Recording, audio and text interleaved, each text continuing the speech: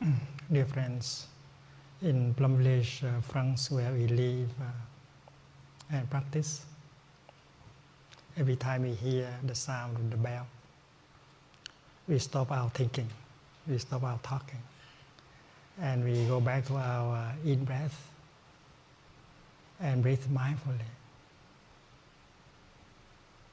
And at least 3 times, in, out. And that practice is called listening to the bell, the sound, the bell of mindfulness.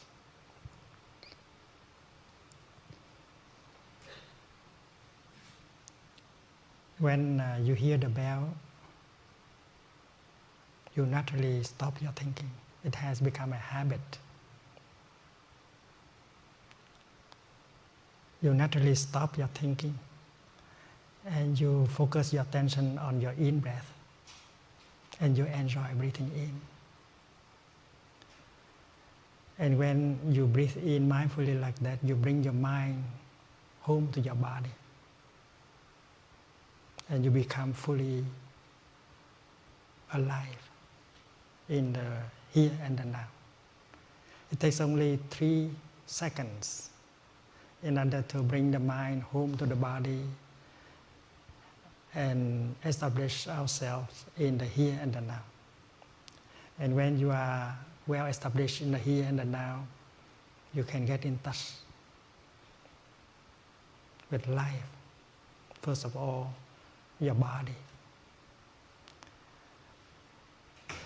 your feelings, your perceptions, your mental formations, your consciousness. And you get in touch with the wonders of life around you.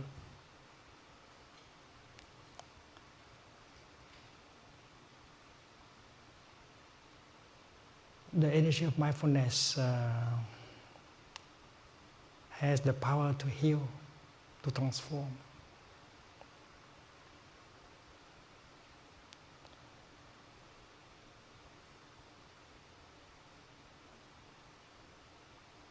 When you love someone,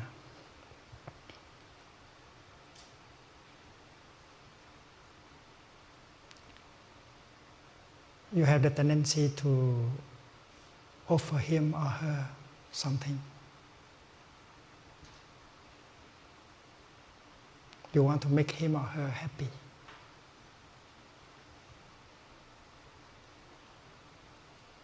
And you are inhabited by the energy of love. And that is why you have the desire to make him or her happy. As I have said, love has the power to heal, to nourish, to bring happiness, and to transform suffering. And the practice of mindfulness can produce love.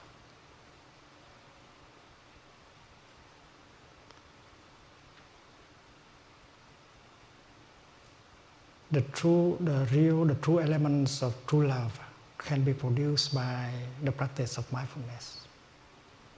And when you have that love in you, you are alive, you are peaceful, you are happy, and you can make the other person happy.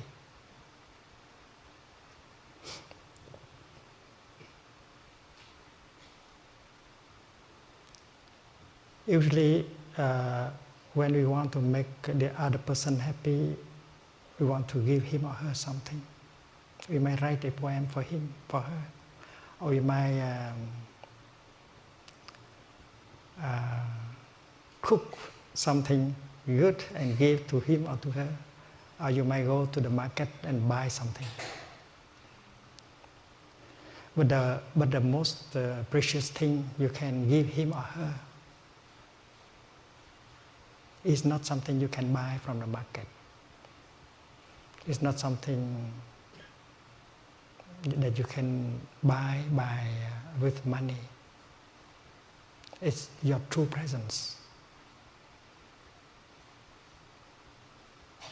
You have to be there for him and for her, if you truly love him or her. And in order to be there, you need the practice of mindfulness.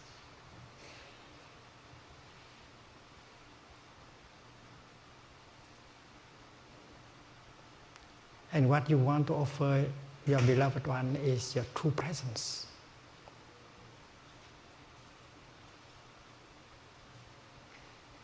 How can you love if you are not there? To love means to be there for him or for her. And to be there is a practice. In the Buddhist tradition, when you begin to breathe in mindfully, you bring your mind home to your body. And when mind and body are together, you are truly there. In our daily life, very often our body is there, but our mind is not there. We are not truly there. It's impossible to love if you are not there. So practice mindful breathing. Bring your mind home to your body. It can help you to be there. Our in-breath, our out-breath is something like a bridge linking mind and body. And the moment when we pay attention to our in-breath and breathe in mindfully, we bring our mind home to our body, and we are there in just 2 or 3 seconds. And you can go to your beloved one, looking in his eyes or her eyes, and you can say, "Darling, I'm here for you." Your presence is the most precious gift that you can make to your beloved one.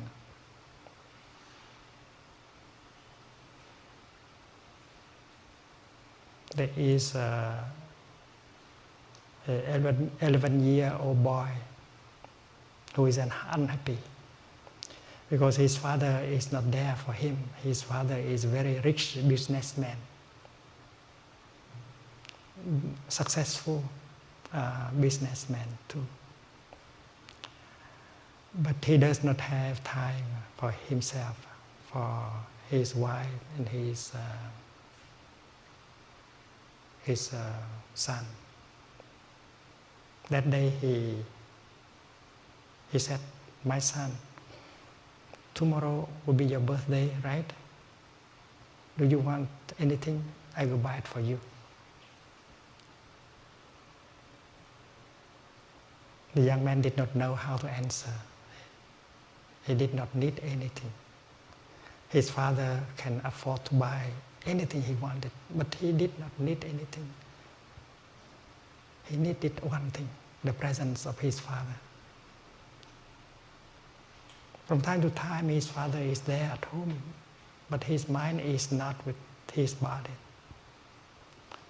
So the young man has the impression that he does not really have a father. So after some reflection, he said, "Daddy, it's you that I want." And if the father knows the practice of mindful breathing, he will begin to breathe in mindfully, and it takes only 3 seconds for him to be there, body and mind together. And looking into the eyes of his son, he said, "Darling, I'm here for you." It's very easy. Everyone can do that. To me, to love means to be there for your beloved one. And to be there, for me, is not a willing intention, a desire. That is a practice. In order to be there, you need to breathe in mindfully and bring your mind home to your body. Or you might like to practice walking meditation, mindful walking. While breathing in, you make 1 step or 2 steps, and you become aware of the step you make. You are touching life in the present moment with your foot. One step alone can bring you home to the here and the now and be fully present in the here and the now. There are many ways of practice that can help bring our mind home to our body so that we can be established in the here and the now.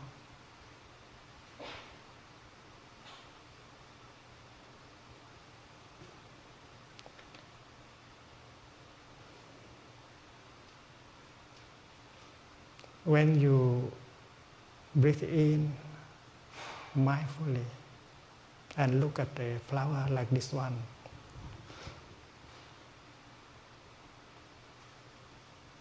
you have an opportunity to get in touch with this flower deeply.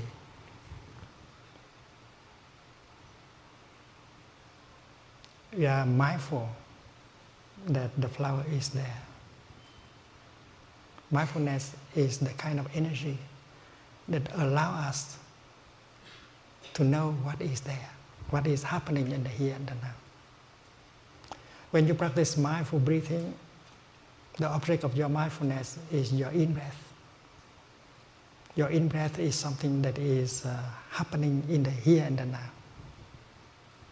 And you may enjoy your in-breath also. When you breathe in and using the energy of mindfulness generated by your in-breath, you can recognize that flower as existing. And you get in touch with that flower. And if your mindfulness is strong enough, powerful enough, you are concentrated on the flower, and you get the insight that that flower is a wonder. A wonder.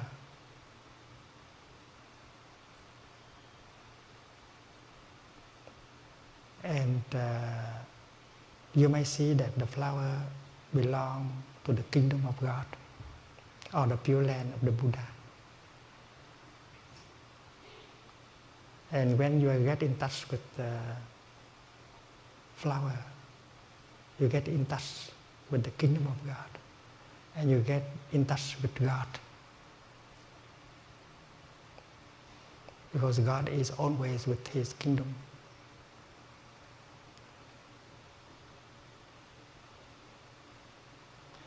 And you may get the insight that the kingdom of God is available in the here and the now. You don't have to go and look for it in the future or somewhere else. You don't need to die in order to go to the kingdom. In fact, you have to be very alive in order to do so. And to be alive, to be fully present in the here and the now, you need only to breathe in mindfully. And it takes 2 or 3 seconds. So the kingdom of God is available to you because you have the power, the capacity of being mindful. And the insight you get is the kingdom is available in the here and the now. And you would like to make yourself available to the kingdom. And to make yourself available to the kingdom, that can be done very quickly. Just breathe in mindfully, or making a step mindfully. And then when you practice breathing in, I'm aware of my body. This is the third exercise recommended by the Buddha in the Sutra on mindful breathing. Breathing in, I'm aware of my body. Mindfulness of the body. You know that your body is there. And while breathing in like that, you bring your mind home to your body. And there you are, alive, present.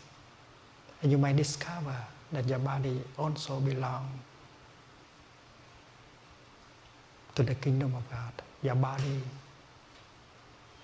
like that flower, is a wonder. And you can touch the kingdom of God also in your body. You don't have to go far and in the future in order to get in touch with the kingdom of God.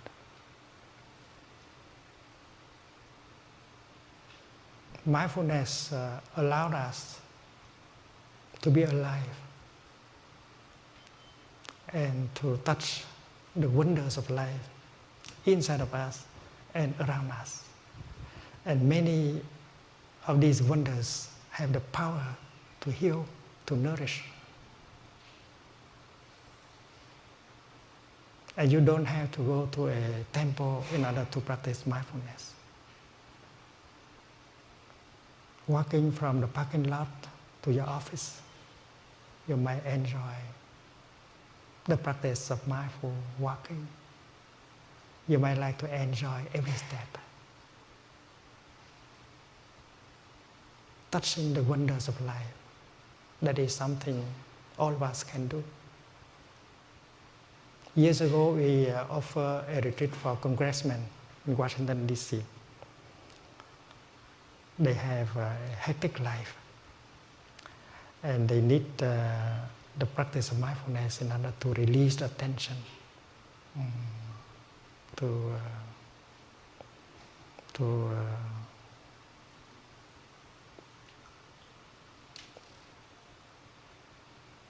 relax and to be in touch with life.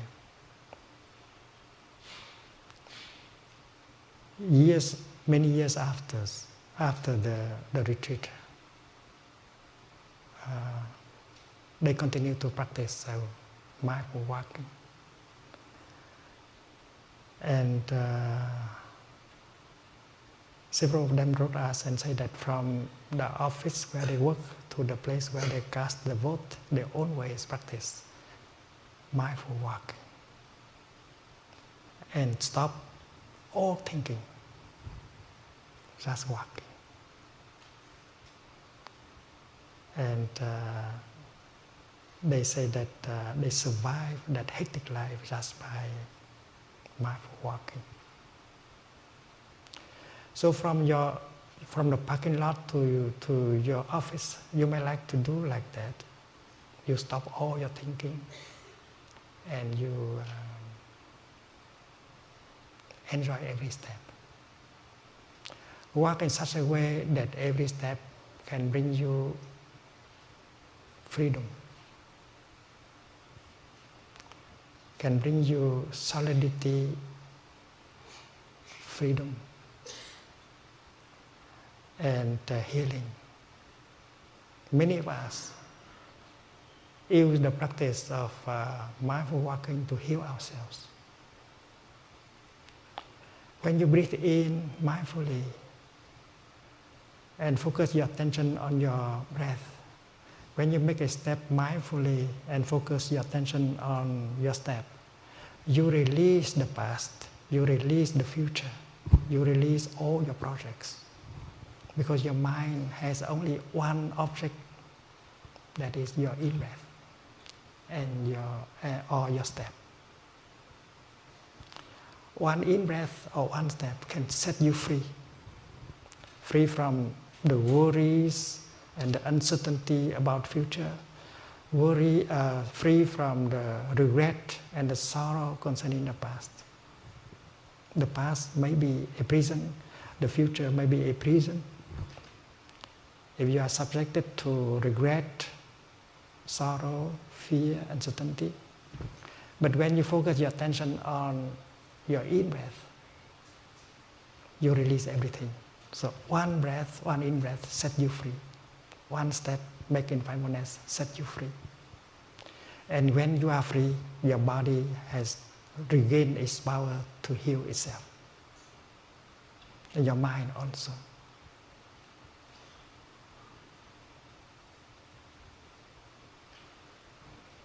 I have said in the beginning that when you love someone, you would like to offer him or her the best thing you have.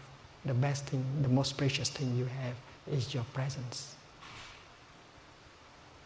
But your presence may have a higher quality. You are fresh, you are free, you are solid, you are happy.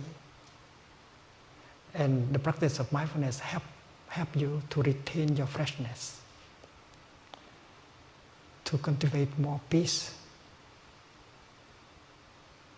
more solidity. There is a practice for children called pebble meditation. There are 4 pebbles, and the children practice like this. The first pebble represents a flower.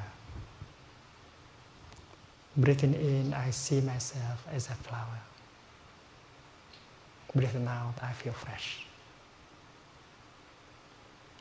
The human being is a kind of flower.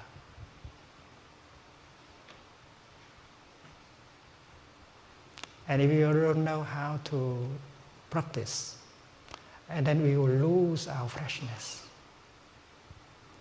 And we do not have much to offer the person we love. So practicing mindful breathing or walking and restore your freshness, your flowerness, is something possible.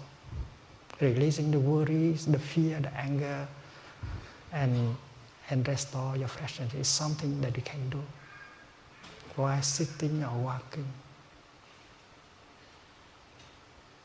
The children practice breathing in, I see myself as a flower. You don't have to imagine yourself as a flower, because the human body, the human being is very beautiful.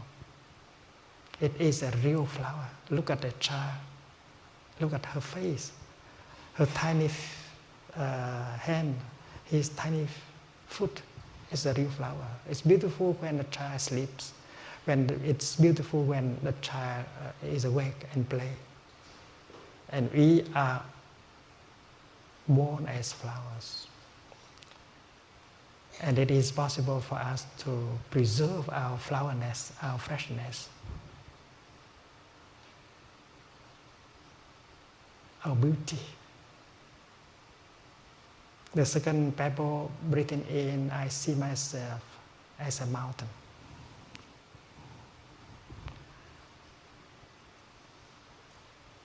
A mountain represents stability and solidity. A person cannot be a happy person unless she has some stability. He has some stability. And the practice of mindful breathing, mindful sitting, mindful walking can always help us to cultivate more stability and solidity. And our solidity, our stability is something we can offer to the person we love. If we are too unstable, if we are not solid, we are not happy. And we cannot, and the other person suffer also because of that. So cultivating stability and solidity is something you can do. Breathing in, I see myself as still water. Breathing out, I reflect things as they truly are.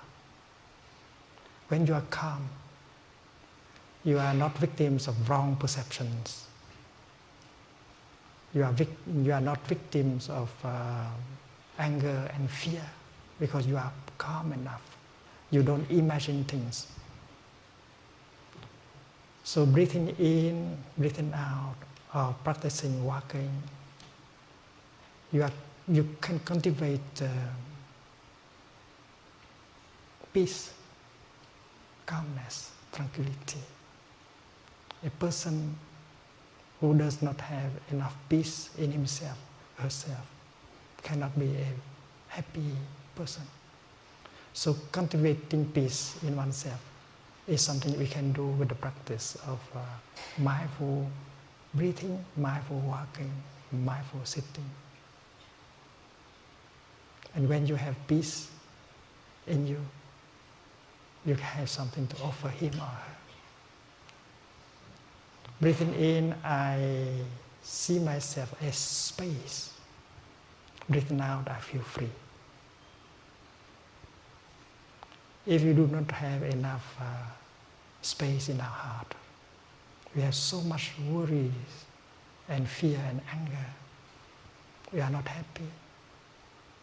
And that is why the practice is to bring more space into our heart and around us.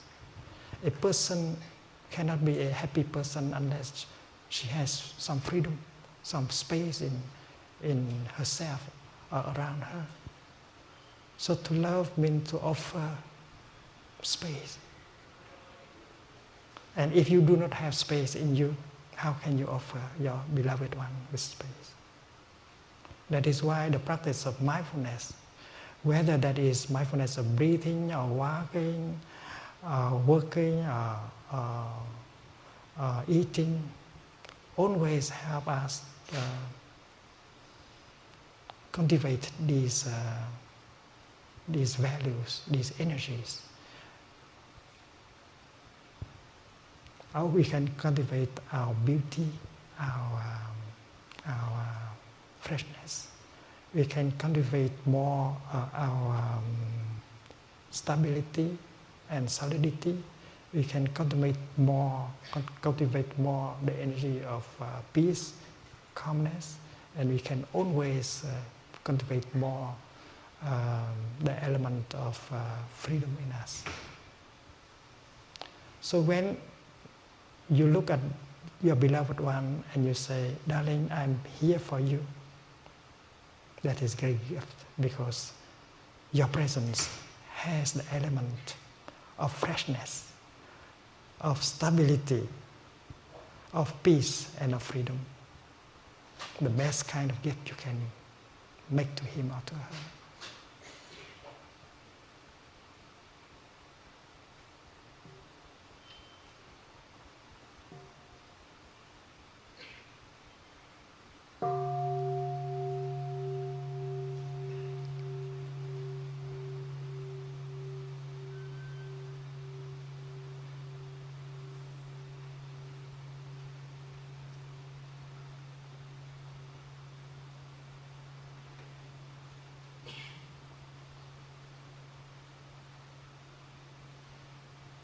That presence generated by the practice of mindfulness, of breathing or walking, that presence is for you first, for us first, and then for the other person.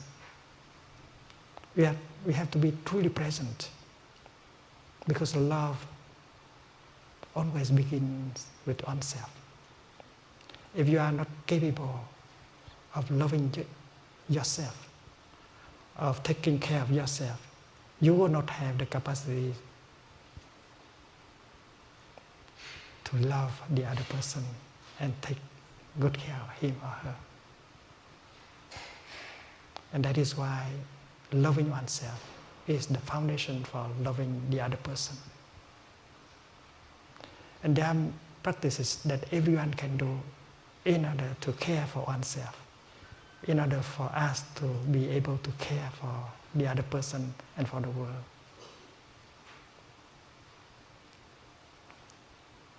The Buddha proposed many easy, simple practices that everyone can do. Like the first practice of mindful breathing, exercise of mindful breathing, breathing in, I know I am breathing in. Breathing out, I know I am breathing out. You recognize your in-breath, you recognize your out-breath. And since you have your in-breath as the object of your mind, you release everything else, you are free. A very simple exercise, and the effect is great. It sets you free, just 3-4 seconds of breathing in.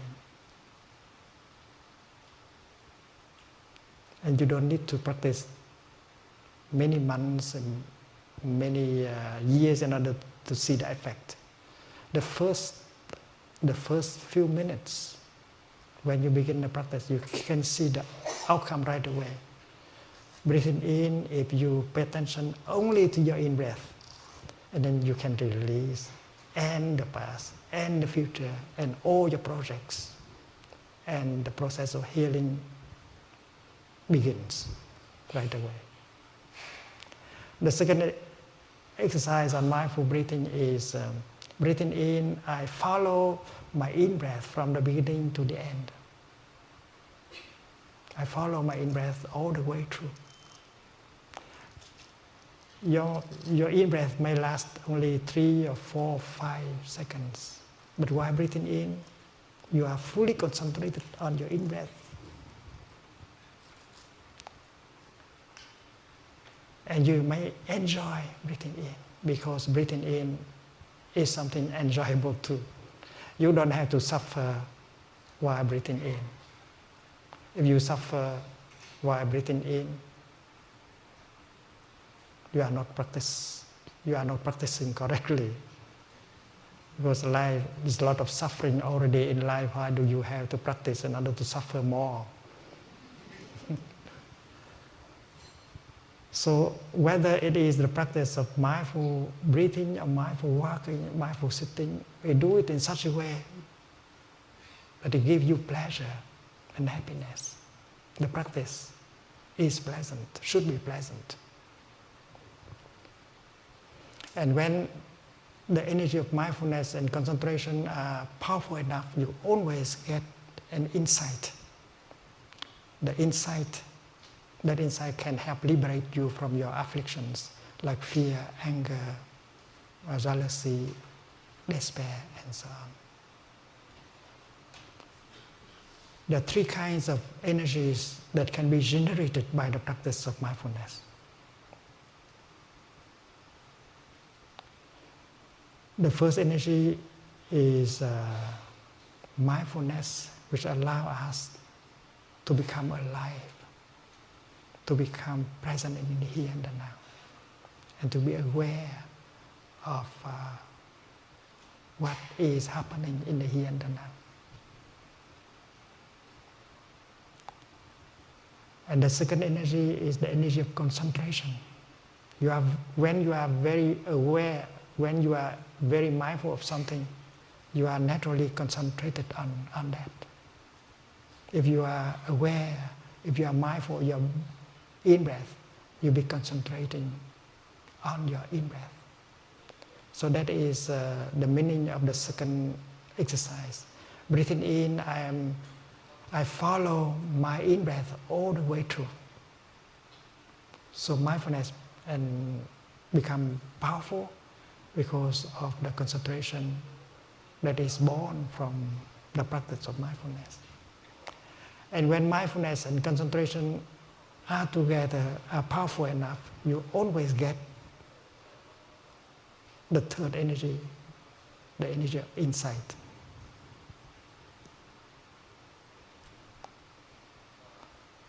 Insight, in this case, does not come from thinking, but from mindfulness. And during the time of practicing mindfulness and concentration, you don't need to think. You might like to stop the thinking altogether.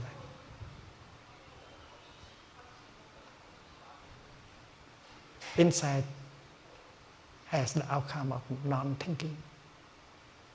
When we breathe in mindfully and with concentration, we might discover many things. We might discover the fact that we are alive.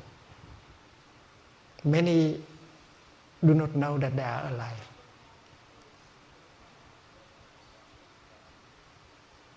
They are there, but they are not alive because that they do not have mindfulness. So there is a very simple exercise. Breathing in mindfully, I feel alive. And this is the truth.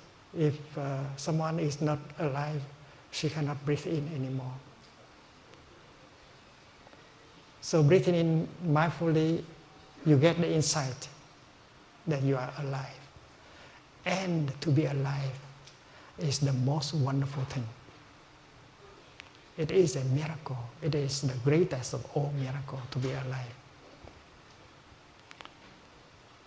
And just 2 or 3 seconds breathing in can bring you that insight that you are alive, and you touch the miracle of being alive.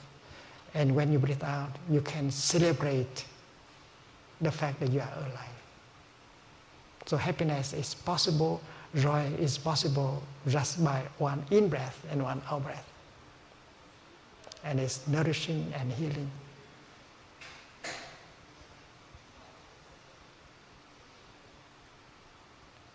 And breathing in mindfully like that help you to touch many conditions of happiness that have the power to heal and to nourish in us and around us. Suppose we breathe in and we become mindful of our heart. Breathing in, I am aware of my heart.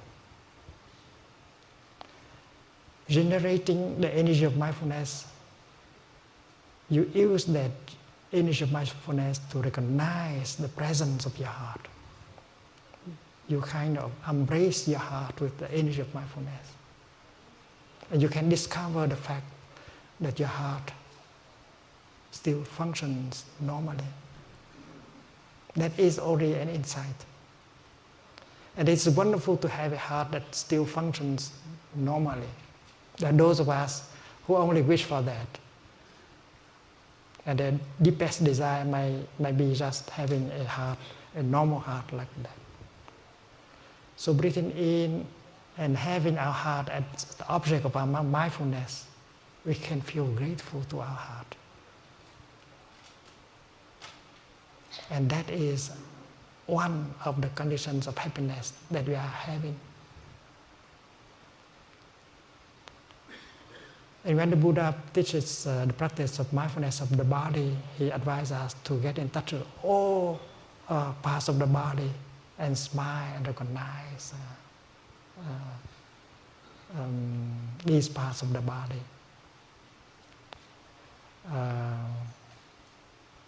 There is an exercise of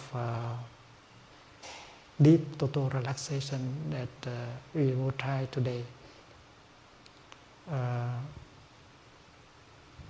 We put ourselves in the lying position and we begin to breathe in and out mindfully and recognize part of our body.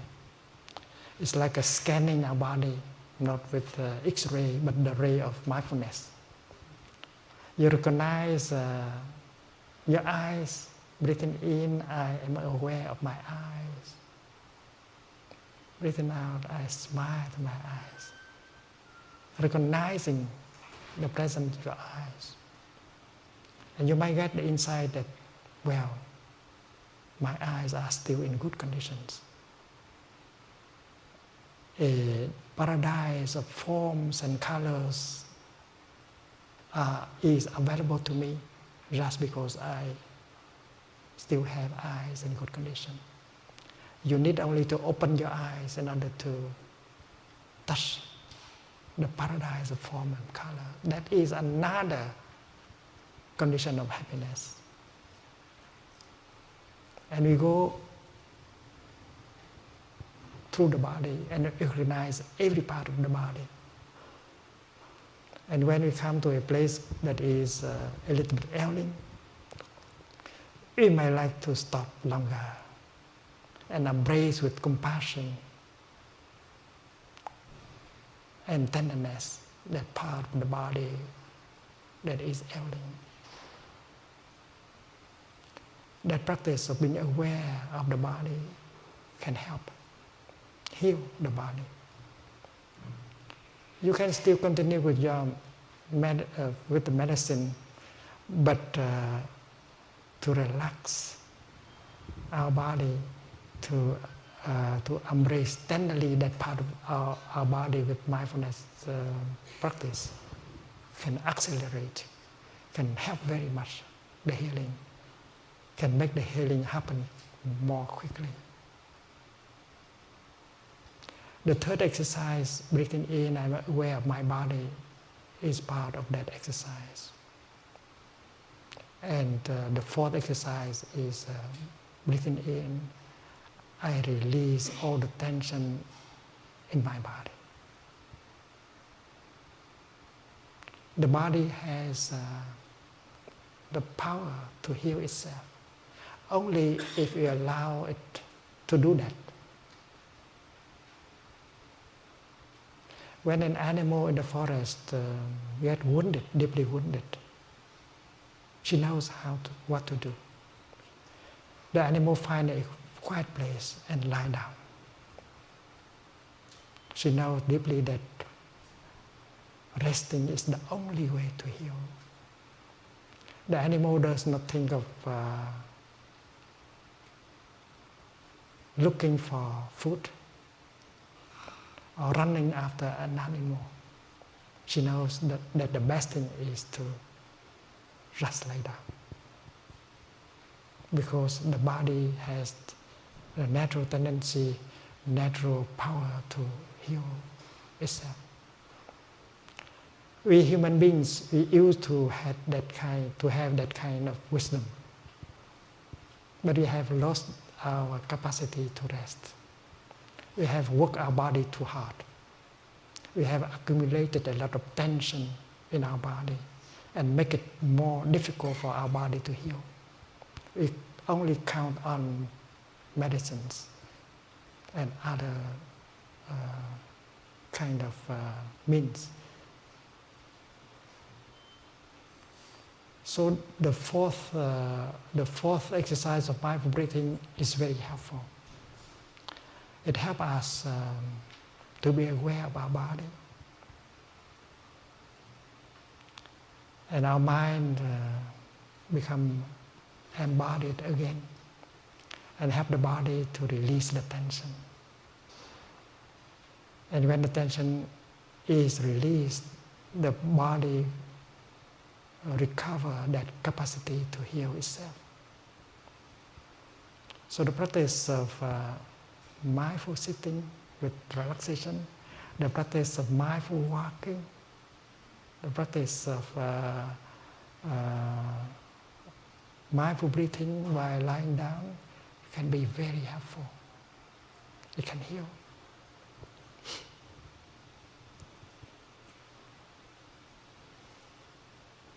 And you do not have to set aside time in order to do that. Just as I said, walking from the parking lot to the office, you have a time to practice, releasing the tension and enjoying every step and every breath and touching the kingdom of God around you and inside of you. The only thing that is that there should be someone to remind you to do it. You might understand it perfectly, but you don't do it. We live as a community. Our root practice center is in France, but in North America we have Deer Park Monastery in Southern California, Escondido. And we have the Blue Cliff Practice Center in the state of New York. And we live as a fourfold Sangha, monks, nuns, and lay practitioners. And we practice together and we remind of each other to practice. When you listen to the bell, well, hundreds of us listen to the bell together. When we sit together and walk together, we do that together. And breathing together, walking together, sitting together, we generate a very powerful collective energy of mindfulness, concentration, and compassion. And that helps heal us. When you find yourself in an environment filled with that kind of energy, peace, mindfulness, compassion, you get the healing very easily and quickly. I think a corporation can organize also as a practice community. There are times when you can sit together, can breathe together, can walk together, release the tension together, and then together we can generate that kind of collective energy that is very nourishing and healing. Our retreats of mindfulness are always attended by teenagers and children. And there are practitioners who bring their babies. Although the babies do not understand the Dharma talk, but if they find themselves in an environment that is so peaceful, so compassionate, they get the nourishment. They feel it. So everyone can profit from the practice. In a practice center, when you need to move from one place to another place, you always apply the techniques of mindful walking.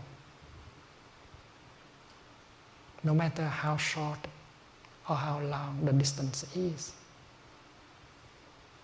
The practice is to arrive in the here and the now with every step, and touching the wonders of life with every step. And while we walk, we do not talk, and we do not think.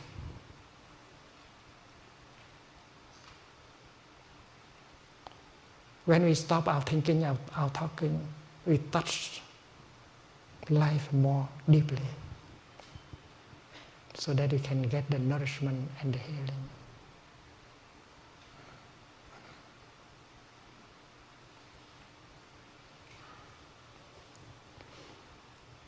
And let us enjoy breathing together.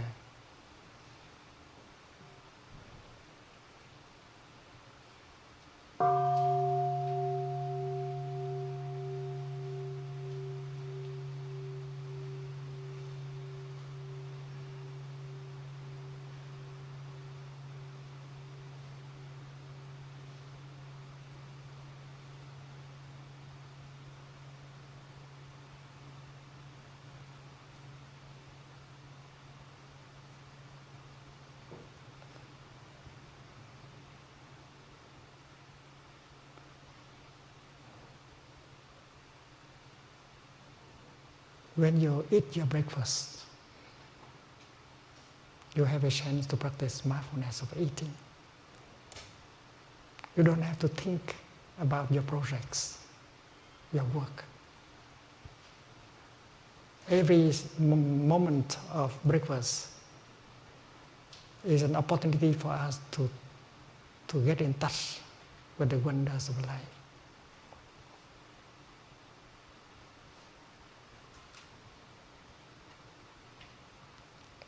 Today you have a chance to share a meal together in mindfulness. Holding a piece of bread, you might like to stop your thinking and look deeply into the piece of bread. Mindfully, you breathe in, and you might get in touch with the fact that the piece of bread that you are holding contains the whole universe. There is the sunshine that help the wheat to grow. There is the cloud that provide rain for the wheat to grow. The earth is in there. Time, space, and everything of the cosmos has come together in order to have produced that piece of bread. And that insight you can get in just a few seconds of looking mindfully at that piece of bread. If you keep thinking about the past or the future or your projects, you miss the bread. You miss the kingdom of God that the bread is bringing to you. And when you put the piece of bread in your mouth, you might like to enjoy just chewing the bread, getting in touch with the wonders of life, instead of chewing your projects, your worries, your fear. You stop all your thinking. You just enjoy eating your breakfast. And that is a practice. You don't need to set aside time for practicing. when you take a shower, that is time to practice mindfulness. You might enjoy your mindful breathing and become aware of the water of your body, and you can create the joy and the happiness while taking the shower. The essential is to stop thinking. The thinking will carry you away and does not allow you to live that moment of life. René Descartes said that I think, therefore I am. I am not very sure of that. Because if you think so much, you go around with your thinking might not be productive at all. It carries you to many realms, and it could make you worry more, angrier, and so on. So if you are carried away by your thinking, you are not there. That's why I think, therefore I am not there. It's better to stop the thinking in order to be there. When we brush our teeth, we may choose to brush our teeth in such a way that make freedom and joy and happiness possible during the time of brushing our teeth. It may take 2 minutes or 3 minutes. And the essential is to stop your thinking.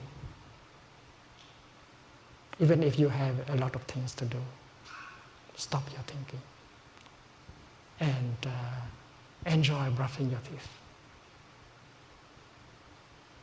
When I brush my teeth, I usually touch the fact that I am over 80 and I still have some teeth to brush. And that is enough to make me happy. Brush your teeth in such a way that freedom is possible. Joy and happiness be possible during the time of toothbrushing. That is a challenge. And I know you can do it. Do not think about your work, your projects. Just enjoy being there and brush your teeth. That moment you can live it deeply also. Because you can always touch the wonders of life, the kingdom of God in the here and the now.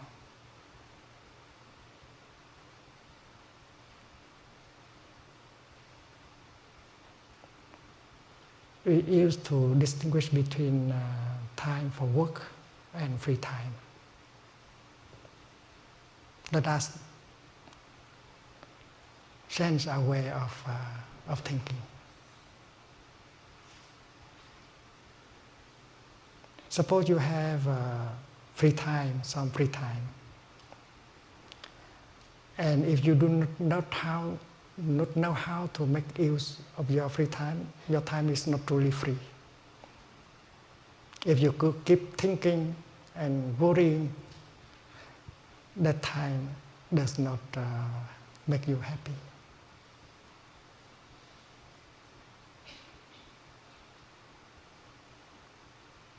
That time is not for working, of course, but you continue to think about it. You continue to worry about it.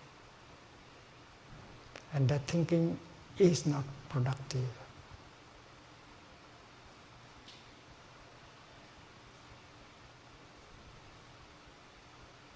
It's very important to learn how to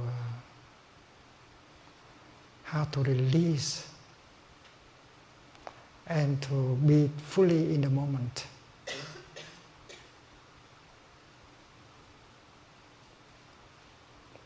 And watering the vegetable garden,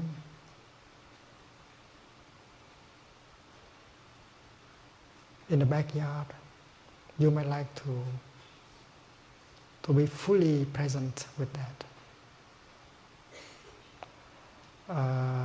cooking breakfast. You might like to make breakfast cooking into a session of meditation.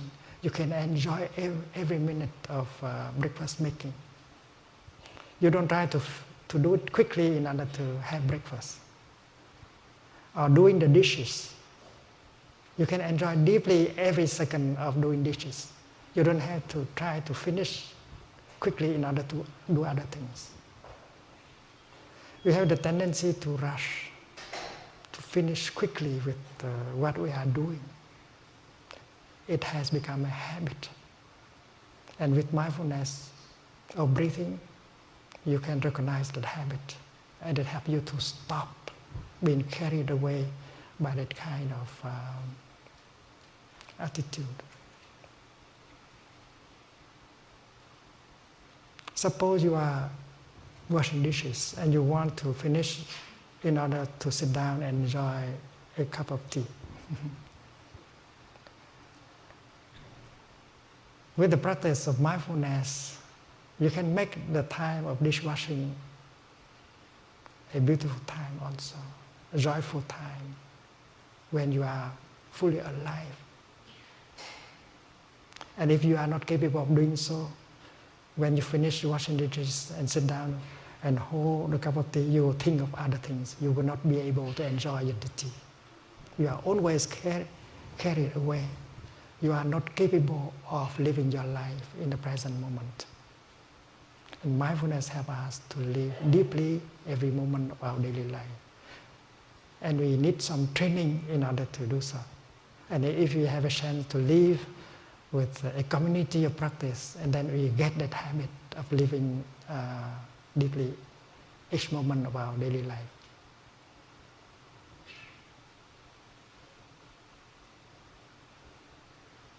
In Buddhist meditation, we know that insight is the factor that can help us transform afflictions like anger, fear, despair. Insight is the kind of energy that can liberate us. And we know that insight is not the outcome of thinking. We have the thinking mind, but our consciousness is more than the thinking mind. In Buddhism, we speak of store consciousness. And that is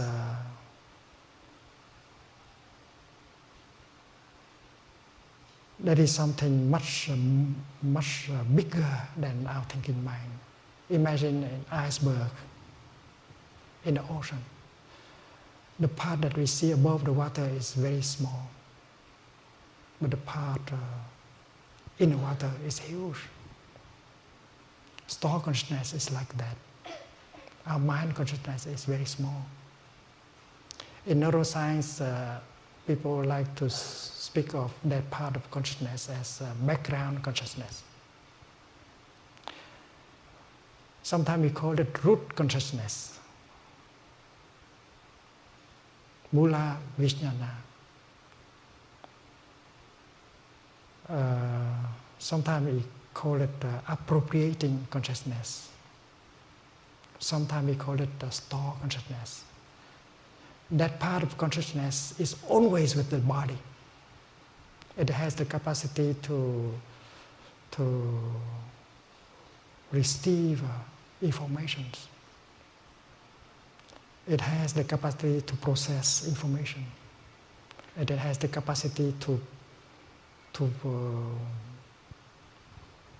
preserve, to conserve, preserve the information.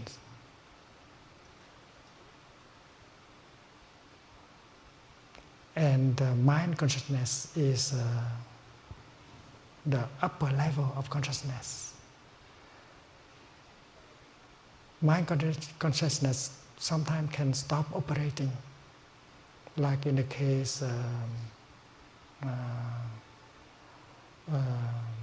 you sleep without dream, your mind consciousness stop completely.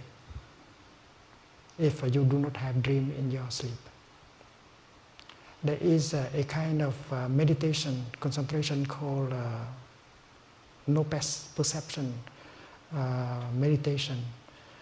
And when the practitioner go into that meditation, his mind consciousness stop operating also. And we talk about realm of life where there is no mind consciousness, there's only store consciousness. Suppose we look at a tree, we know that somehow there is consciousness in the tree, because the tree knows how to gather information, to process information, to get the nourishment, to react, to survive. Consciousness is in the tree. But the tree does not seem to have doing a lot of thinking. There's a Vietnamese poet who said that, well, next life I would like to be a pine tree so that I don't have to think. To think make me suffer too much.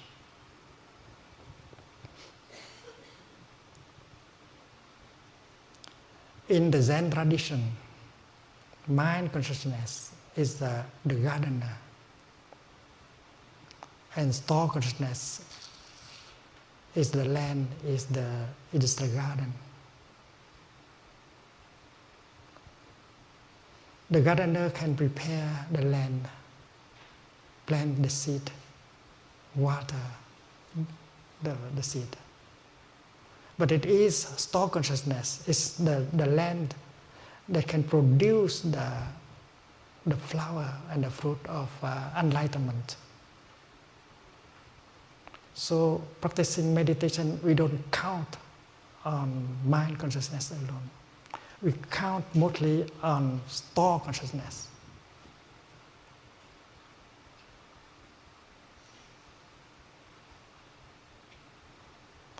Mind consciousness has to play the role of the gardener. It has to work the land and plant the seed well and cover up and water. That's all. The insight, the discovery, what we find out is not the work of mind consciousness. It is the work of store. And many scientific discoveries have been done in that. Not by the thinking mind, but by the unconscious mind. So it is possible for us to entrust the task to our deeper consciousness. We have to pose the question, to ask the question correctly. In Zen Buddhism, we call it koan.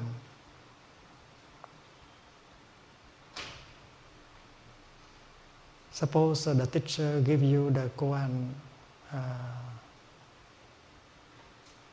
everything come home to that one, where the one will go, have to go.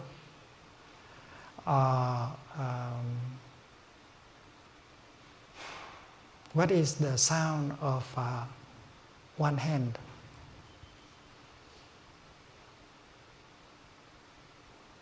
All these are devices. It's kind of question that we entrust to store consciousness. The important thing is to ask the right question very clearly and to entrust the question to store consciousness. And after having done that, the gardener may like to do other things.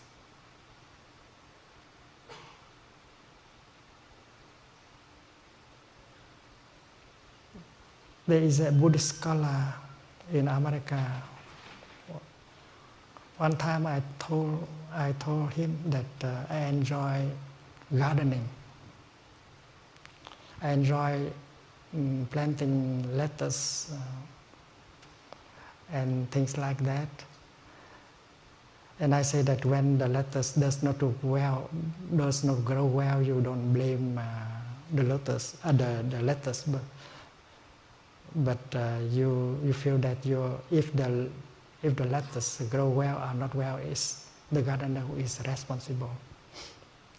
And he said, "Thầy, you should not spend your time growing lettuces, because you can use your time to write poems," because he liked my poetry.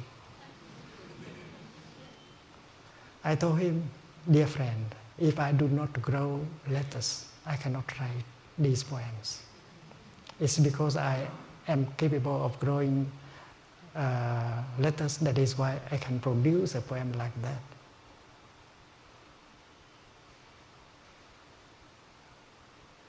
So washing your dishes, enjoying washing dishes, stop the thinking and get the pleasure in washing the dishes, is a way to support store consciousness, to bring about the insight.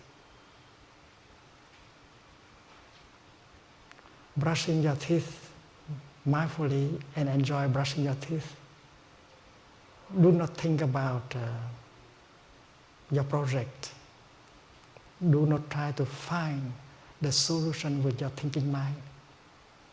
And that is the practice. Non-thinking is the secret of the success. And that is why the time when we are not working, that time can be very productive if we know how to focus on the moment and enjoy every moment of our daily life. And if we know how to do that, we will not be victim of stress, anxiety, depression, and so on. That is one aspect of the problem. The other aspect of the problem is that the time called work time, we can handle it in such a way that we can enjoy, that it can bring us pleasure.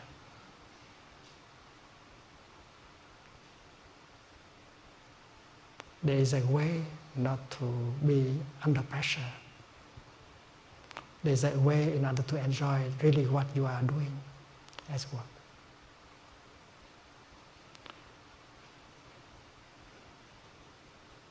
We in Plum Village, we do a lot of things. We want to succeed in what we do. We offer many retreats of mindfulness everywhere, in many countries, Europe, Asia, America, Australia. We organize days of mindfulness, sessions of practice. We organize retreats for health professionals, school teachers, young people, and so on. We want to succeed in our work also.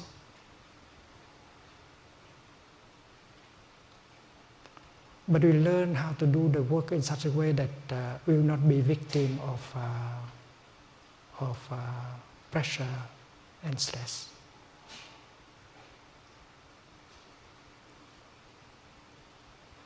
Many monks and nuns who are excellent Dharma teachers, they enjoy cooking, they enjoy cleaning, they enjoy gardening, and they consider these things as important as the other kind of work. We learn how to enjoy rearranging the cushions in the meditation hall.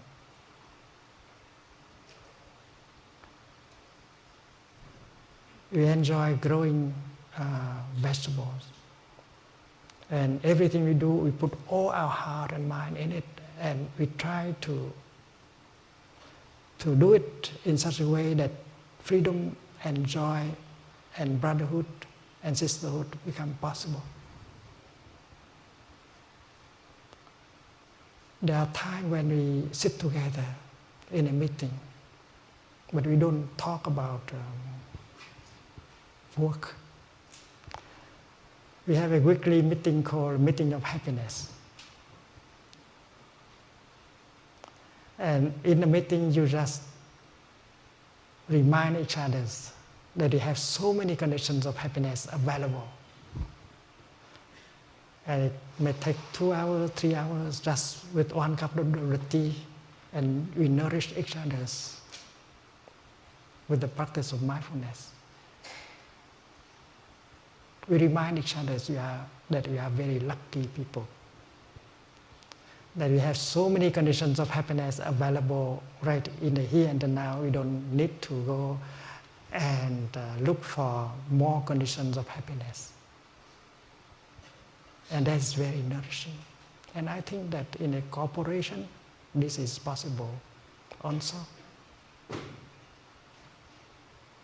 And many of the practice in a practice center can be used in the life of a corporation.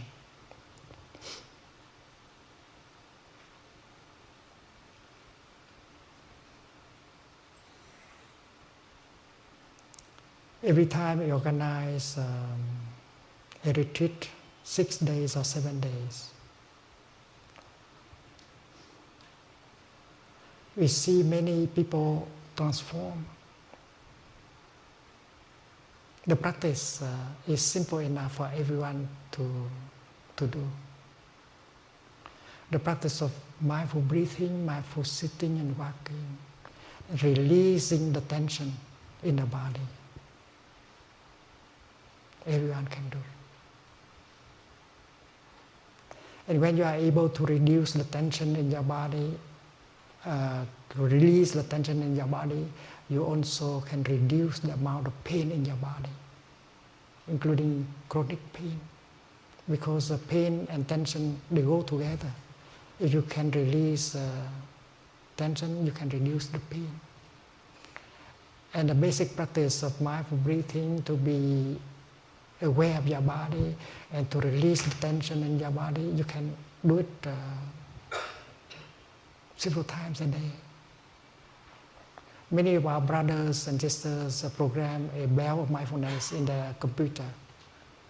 And every 15 minutes, the bell reminds us to stop and to enjoy breathing in and breathing out. The bell of mindfulness.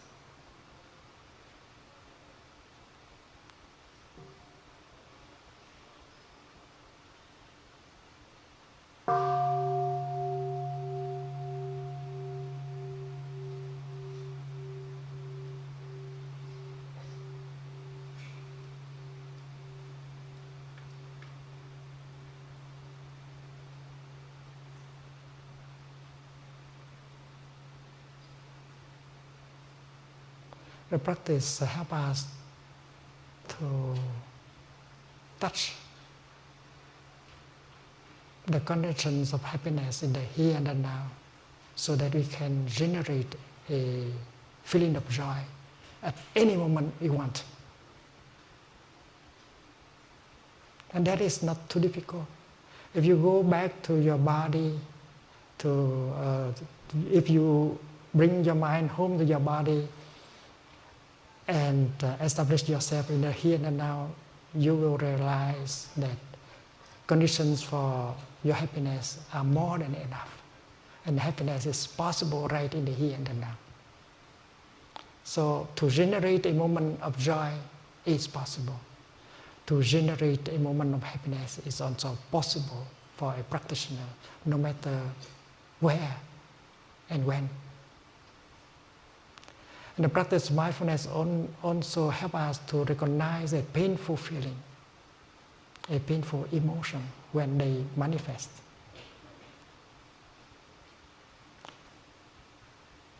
A painful feeling, we have the tendency to try to run away from it. We want to cover it up by consumption. If we listen to music, if we read magazines, if we eat Maybe it's not because these things are very bring us a lot of happiness, but because we don't want to get in touch with the suffering. We want to cover it up with consumptions. Obesity is the outcome of that. You have the feeling of loneliness, despair, anger, worries in you, and you don't know how to handle. And that's why you want to forget, to run away. And one of the ways is to just consume. So music, magazines, food are there in order to help you to cover up your suffering. You do not solve the problem. But the practice consists in going home and take good care of that pain. Breathing in, I'm aware of the painful feeling in me. There is the energy of pain, of course. But as a practitioner, you generate the energy of mindfulness and concentration. And with the second energy, you recognize the first energy. Hello there, my little pain. I know you are there. I will take good care of you. So like a mother holding her baby when the baby suffers, the practitioner generates the energy of mindfulness and concentration and go home and take care of the painful feeling or the painful emotion in him or in her and get a relief. So many young people who are not capable of handling a strong emotion. And they believe that the only way to stop suffering is to go and kill themselves. That is why so many young people commit suicide everywhere. But we know very well that an emotion, whether it is strong, however strong it is only an emotion. And we are much more than an emotion. We don't have to, an emotion that is something that come and stay for some time and finally will have to go away. Why do we have to die because of just one emotion? That is what you can remind yourself when an emotion manifests in you. And if you know the practice of mindful breathing, mindful walking, generating the energy of mindfulness, you can very well recognize and embrace that emotion. And you are safe. An emotion is like a storm coming, and there are ways in order to stand and not to allow the storm to blow you away.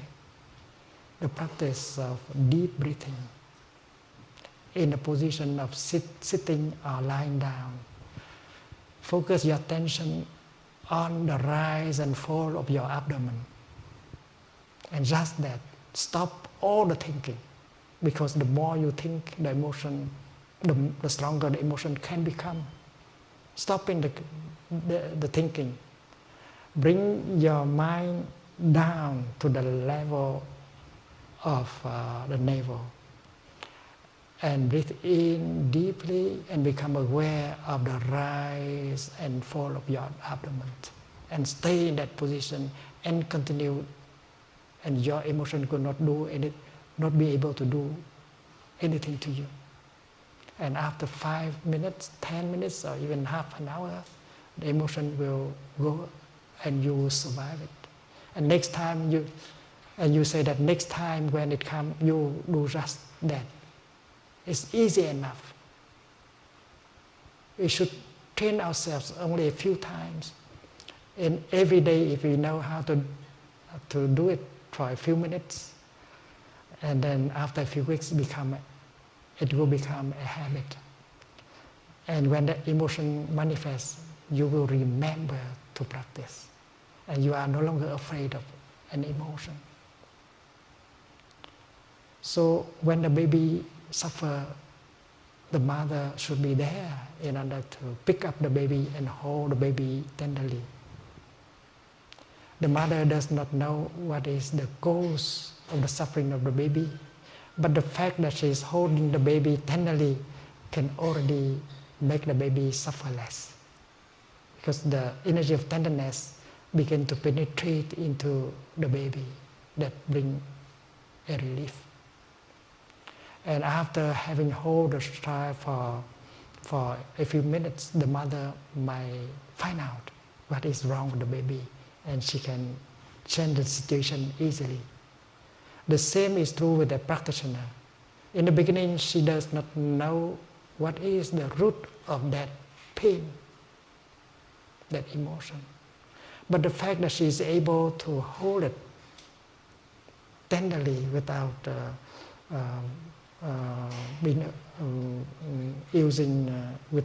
attempt to run away, can already bring a relief. And with a little more of concentration and mindfulness, we can discover the nature, the roots of our emotion, and that will help transform the emotion and the pain. And if adult father, mother, school teachers know how to do that, they will teach the young people how to do it. It's easy enough to learn.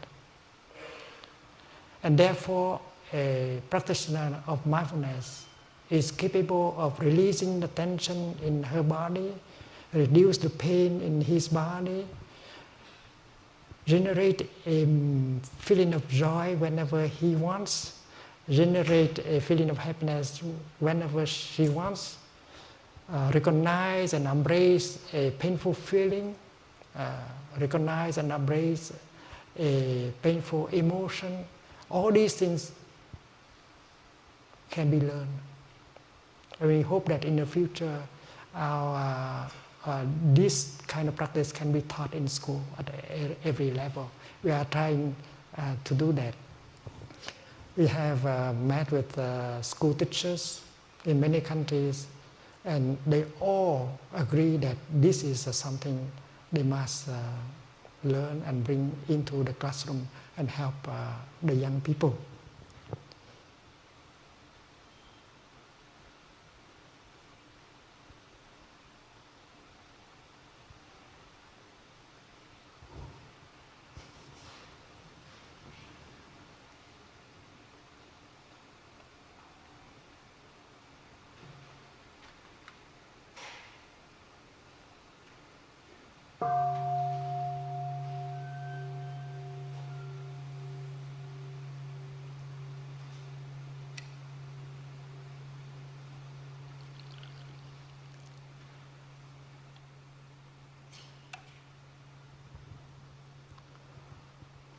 The miracle of transformation and healing always happen in our retreats.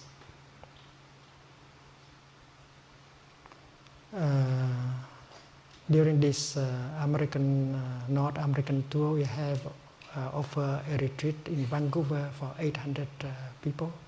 After that, another retreat for more than 900 in Colorado. And we just finished one in Southern California, Escondido, for 700 people.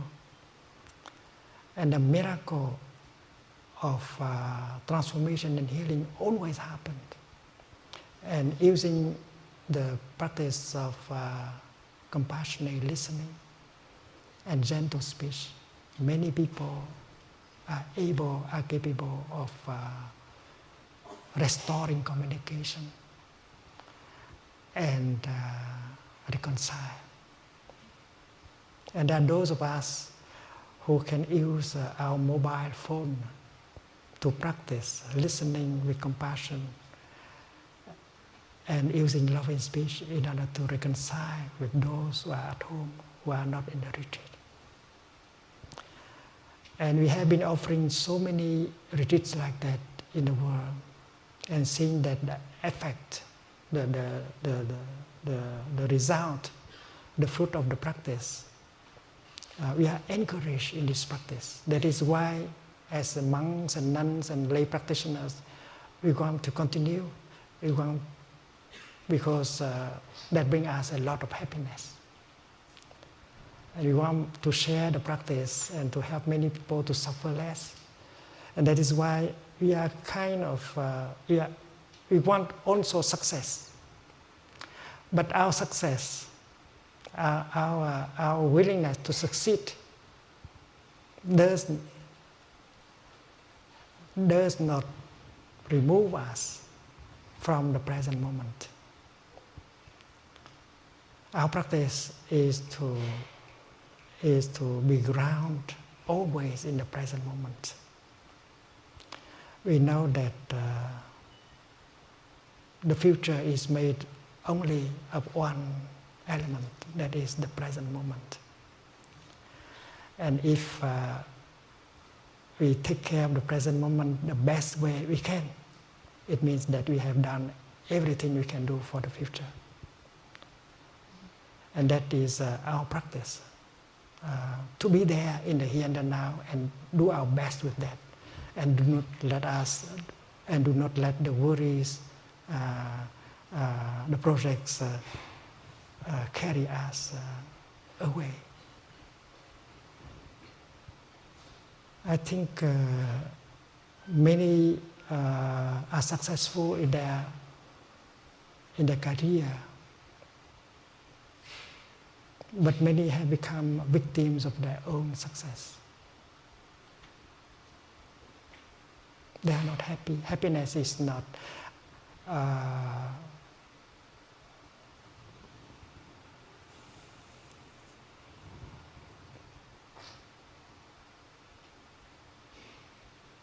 the aim of when we do something, we want to succeed. But is that worthwhile to continue if that success does not bring happiness?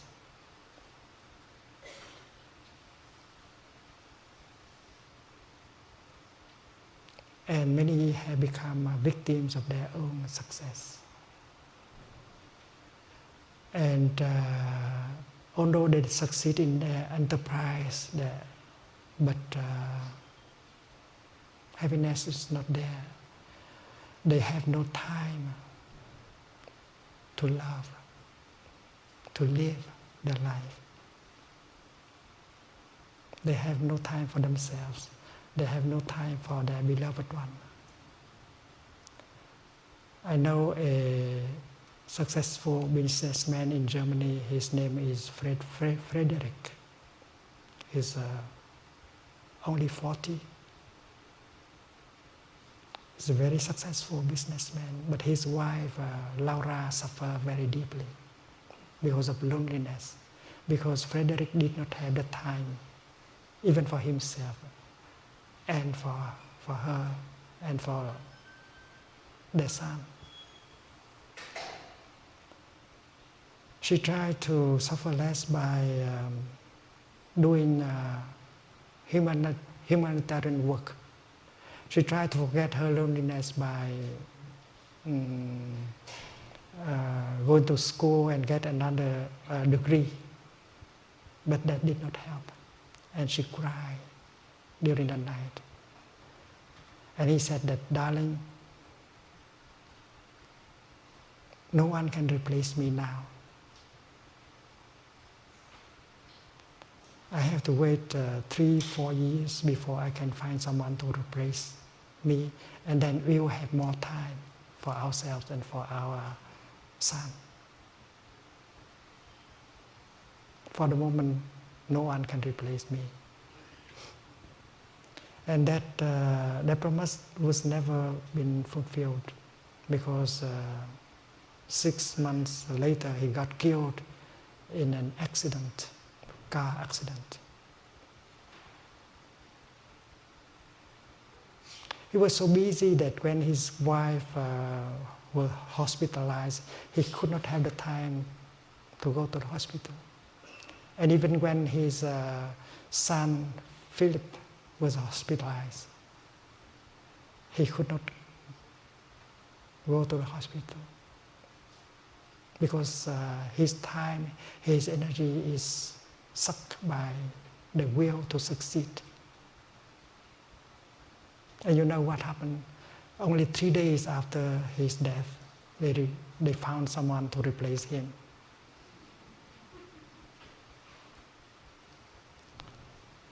And Frederick is still alive. There are many Frederick are among us, and many Laura are among us. We have to wake up from that. We have to learn how to change our way of life in order to be truly alive. And the practice of mindfulness helps us bring real love, real happiness to our life. There are four elements of true love that mindfulness can help generate. The first element of true love is love and kindness, maitri. That is the capacity to make another person happy. And we have already learned that if we cannot make ourselves peaceful, fresh, and happy, we cannot make another person happy. The practice of mindfulness helps restore solidity, freedom, peace, and freshness to us, so that we have the capacity to make the other person happy. The second element of true love is compassion, karuna. That capacity of understanding the suffering and help remove it. If you love someone, you should understand the suffering in him or in her. And you should be able to help transform that and remove that. And that you can do only after you have done it for you. You have fear, anger, despair in you. And if you don't know how to transform it, how can you help your beloved one to do the same? So understanding the suffering inside and bring a relief and transformation is very crucial for love. And then you'll be able to help your beloved one transform the suffering. So that is the second element of true love. The capacity to help someone suffer less. And the third element of true love is joy. Because true love always generates joy for you and for the other person. If both of us cry during the process of loving, that's not true love. True love should bring joy every moment of our daily life. And mindfulness can help doing that. And the fourth element is of true love is inclusiveness. In true love, there is no longer any frontier between you and your beloved one. Your suffering is his suffering. His happiness is your happiness. And there is a perfect mutual understanding between two of you. And together you can serve and help many people. True love is the kind of love that always grows. It has no frontier. And practicing true love, you begin to embrace everyone, the whole planet, and bring a lot of joy to you. And that is why we have to know where we go. If love is our destination And then we have to sacrifice other things that is not love, like fame, wealth, sensual pleasure, power. Because there are those who have plenty of these things and who suffer very deeply.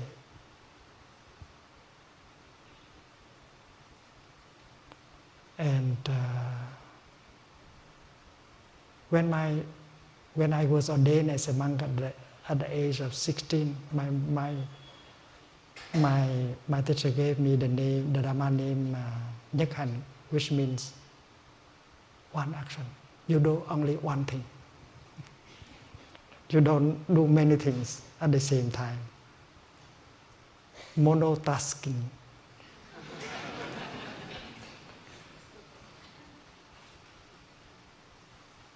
And I try to live according to this teaching. I want to transform myself. I want to help people happy. Because I know that if people are happy, I can be happy also. And that is why Buddhist concentration, Buddhist meditation is made of two elements. The first element is concentration.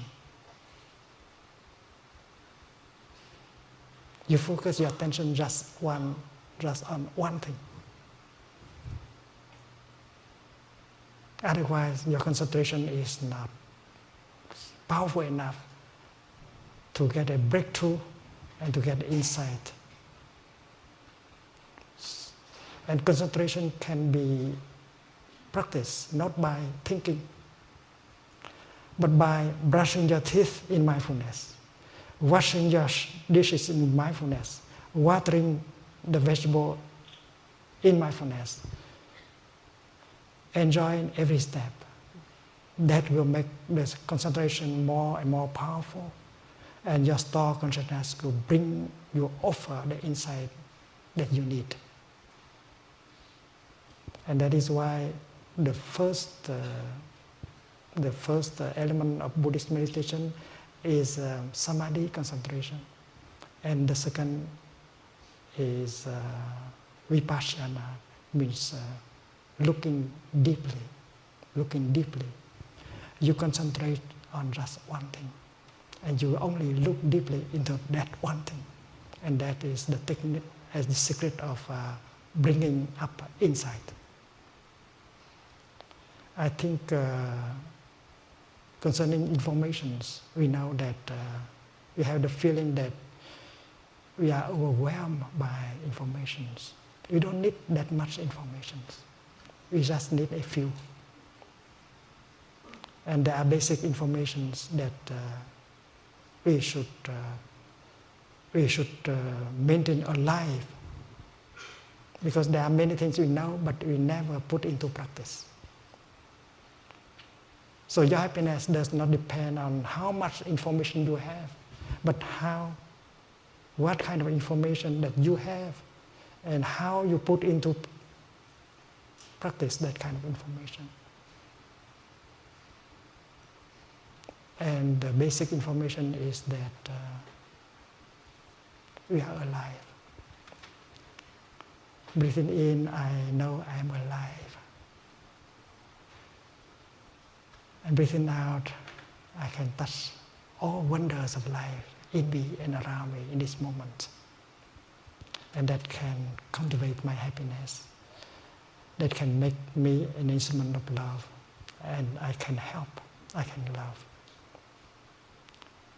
Well, let us have the rest of our time for a few questions. Thank you.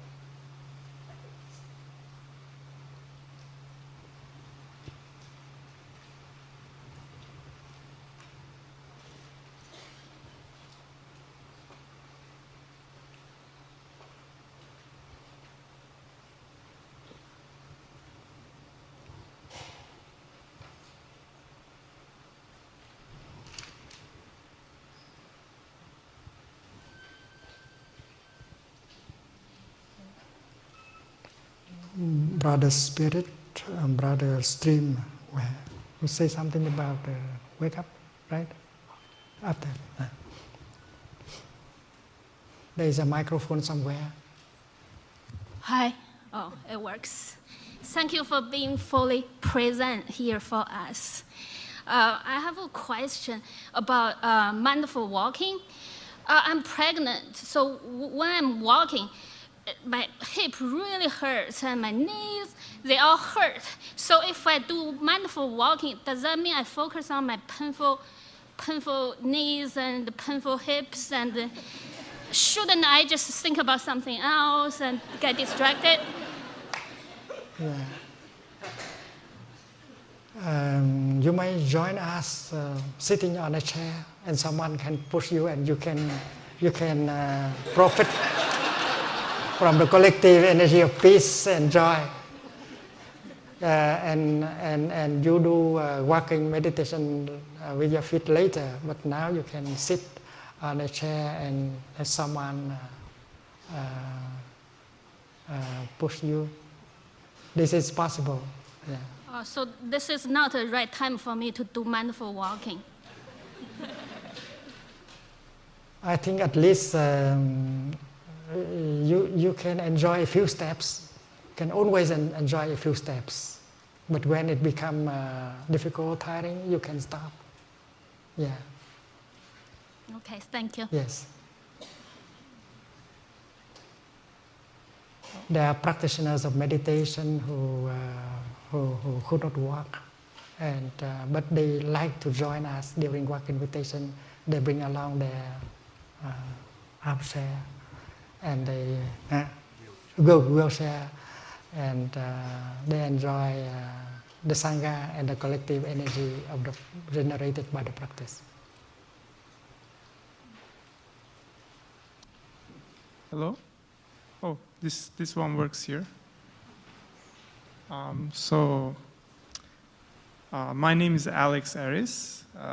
I'm working at Google, and so my question is not necessarily my question, but it could be maybe a typical Googler. But I think this is very relevant. So you said if you practice mindfulness, this is good. But I'm thinking how we can apply this in Google. So I think a typical Googler would think about, well, you know, if I practice mindfulness, then I think I'm going to lose a lot of time. Because you mentioned, you know, do your breakfast with mindfulness. So don't think about the projects and get the chance to get in touch with your life. Don't multitask. Don't eat quickly. So don't do a task while eating, but there are many people who use their laptops while eating. So, and then they would be concerned, what am I going to do that I'm going to be losing a lot of this time? And even if they are not concerned that they will be losing the time, they will be concerned that other people will think that they are spending too much time eating breakfast or doing other things and not thinking about their projects. And so what will my team think about me? What will the performance review will be about me?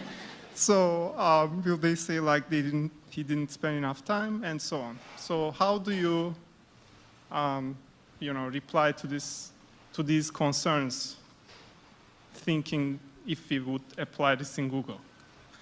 So. I have said that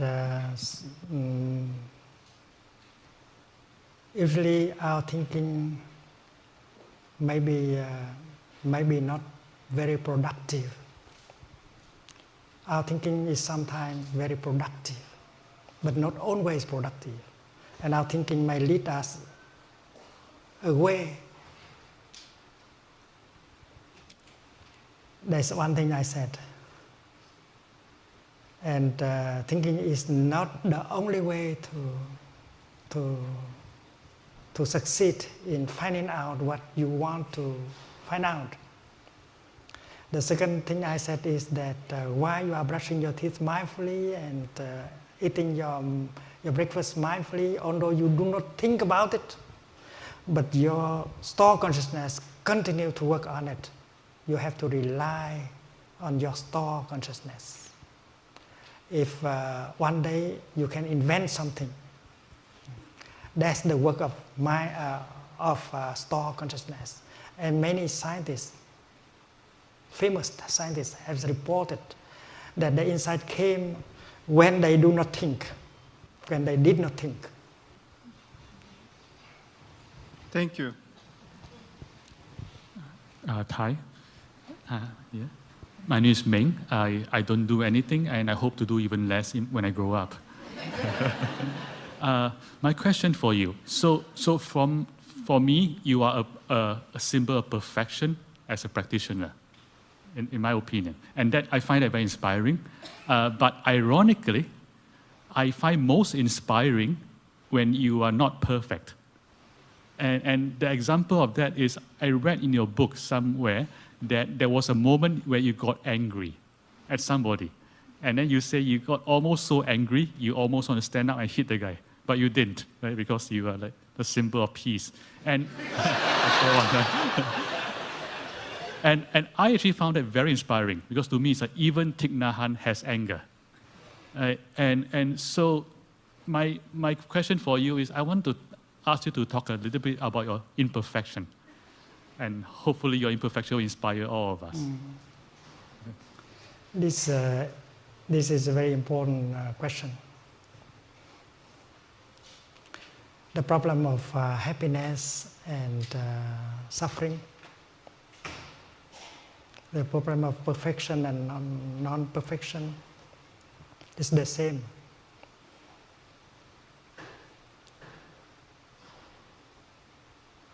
When I speak about the kingdom of God, I say that the kingdom of God is not a place where there is no suffering, to me, because many people believe that the kingdom of God should be a place where there is no suffering. But according to this teaching and practice, if there is no suffering, there will be no happiness. It's like when you grow lotus flower, you need the mud. If there is no mud, there is no lotus. So happiness is made of, we all know that happiness, when you are happy, it means that you have understanding and love and compassion. Without understanding and compassion, you cannot be a happy person. And understanding and compassion arise only out of suffering. When you begin to see the suffering in someone, and when you see that that person is helpless, he does not know how to handle the suffering inside of him. He suffers, he is victim of his suffering, and he makes people around him suffer, including you. The moment when you begin to see that truth and understand the suffering in that person, compassion arises in you. Understanding bring about love and compassion. And when you have compassion, you don't want to punish him anymore. Before that, you suffer, you are angry. But now, because you have seen the suffering, you have understood the suffering, you are motivated by the desire to help him to suffer less. It means that you have made use of the suffering in order to create understanding and compassion. We know that without understanding and compassion, no happiness is possible. And that is why we know also that in the kingdom of God there is suffering. Where there is no suffering, no mud, there is no lotus flower. Where there is no suffering, there will be no understanding and compassion. So my definition of the kingdom of God is the place where people know how to make good use of suffering in order to create understanding and compassion. It's like we know how to make good use of the mud in order to produce beautiful lotus flowers. So happiness and suffering, they lean on each other to manifest. Anger is a kind of mud. Despair is a kind of mud. And if you allow that mud to overwhelm you, well, you suffer. But if you know the practice, and then you can make good use of anger and despair in order to create peace and happiness. As an organic gardener, you know how to make good use of the garbage. You can create compost from the garbage in order to nourish flowers and vegetables. The same thing is true with suffering and happiness. Thanks to the fact that you have suffer, that you have ingredients in order to make happiness. Looking deeply at that suffering, embracing deeply that suffering, understanding arise, and you can create joy and happiness. That is why suffering play a role in the making of happiness. What is wrong with the practice is that when suffering is there, and if you don't know how to handle suffering, that is wrong. But it's not wrong to have suffering. To have suffering, and if you know how to make good use of that suffering in order to create happiness, that is something good. So we have to distinguish between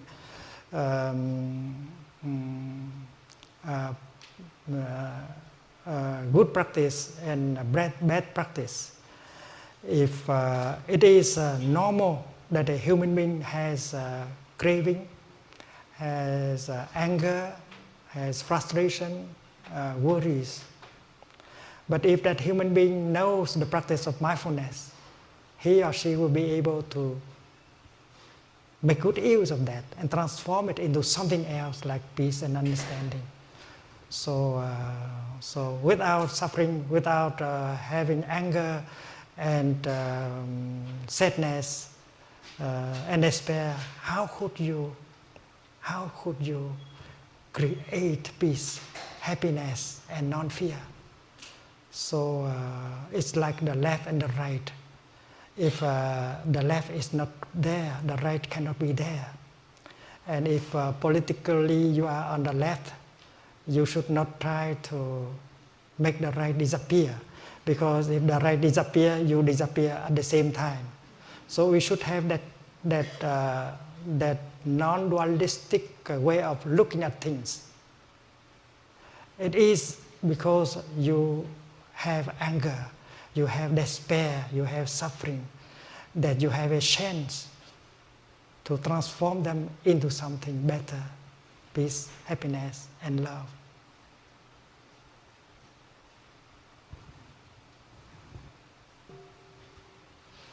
Hi, hello. Thanks for being here. As a person who's struggled with depression in the past, I'm wondering if you have anything in particular to say about mental illnesses and how mindfulness can play a role in helping people who struggle with that. Thanks. Mental illness is like other kind of illness. They have their roots. Suppose we speak of a depression. Depression does not come by itself alone. If we look deeply into the depression, we see the roots of the depression.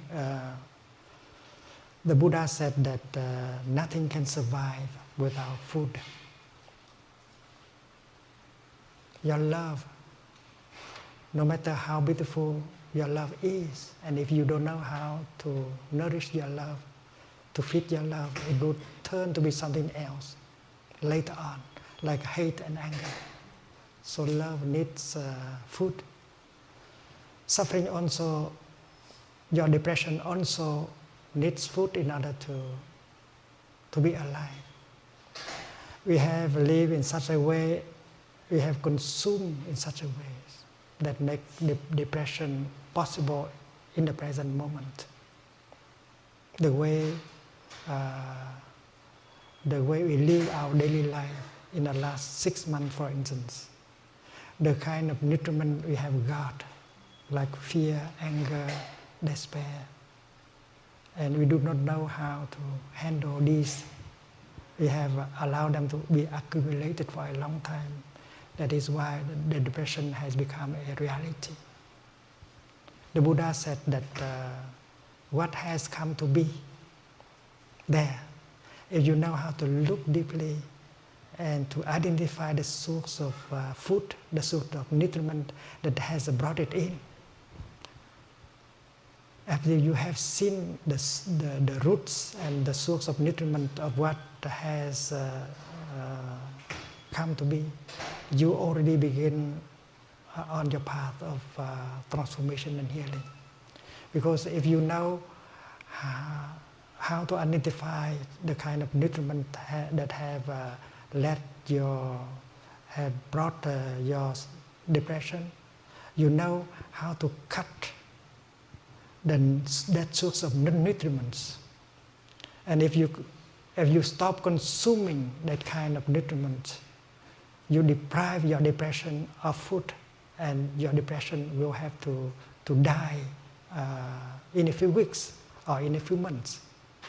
So that is why the learning the art of mindful living, we will not continue to ingest the kind of food that we have.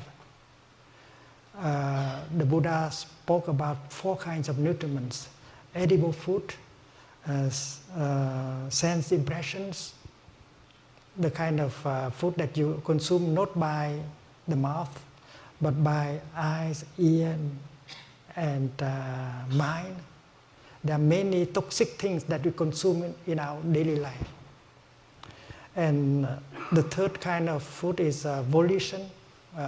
Your deepest desire, your deepest intention is the food.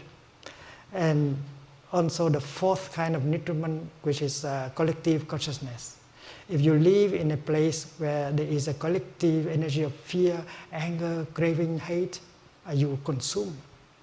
That is why refraining from consuming nutriments that are toxic, you deprive your depression of food, and your depression will have to die in a few weeks. And that is why all mental illness are like that also. We have allowed ourselves to be in a toxic environment. We have allowed ourselves to consume items that contain craving, anger, fear, despair. And that is why these symptoms of mental illness have appeared. And the way we deal with our sickness, we try to suppress them. When the suffering come up, we do not allow them to come up. We try to suppress them by the way of consuming. We want to cover them up, and we create a situation of bad circulation in our consciousness. And that is why symptoms of mental illness begin to appear. But if you know how to practice mindfulness, you allow the pain to come up, and you embrace tenderly your pain and recognize it and look into it. And then your pain will be embraced by that energy of mindfulness and concentration and compassion, and will go down, losing some strength. And next time when it come up, you allow it to come up because you know how to handle it, handling the pain. And after a few weeks of practicing like that, you restore a state of good circulation in your consciousness. And the symptoms of mental illness will begin to disappear. And that is why the practice of mindfulness can be very healing, physically and also mentally.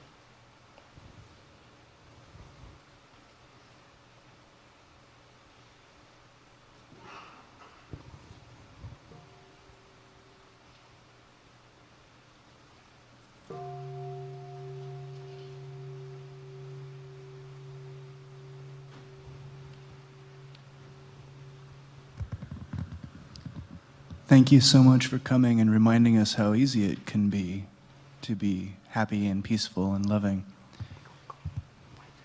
My question follows on something that you said early on regarding meditation as a combination of mindfulness, concentration, and then insight that arises.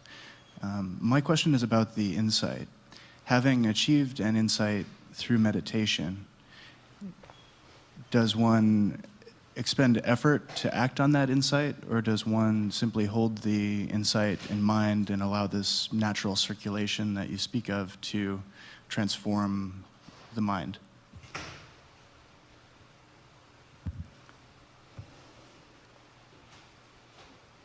Insight can be maintained and nourished. Like insight can come just in the present moment, like in the exercise of mindful breathing in, I feel alive.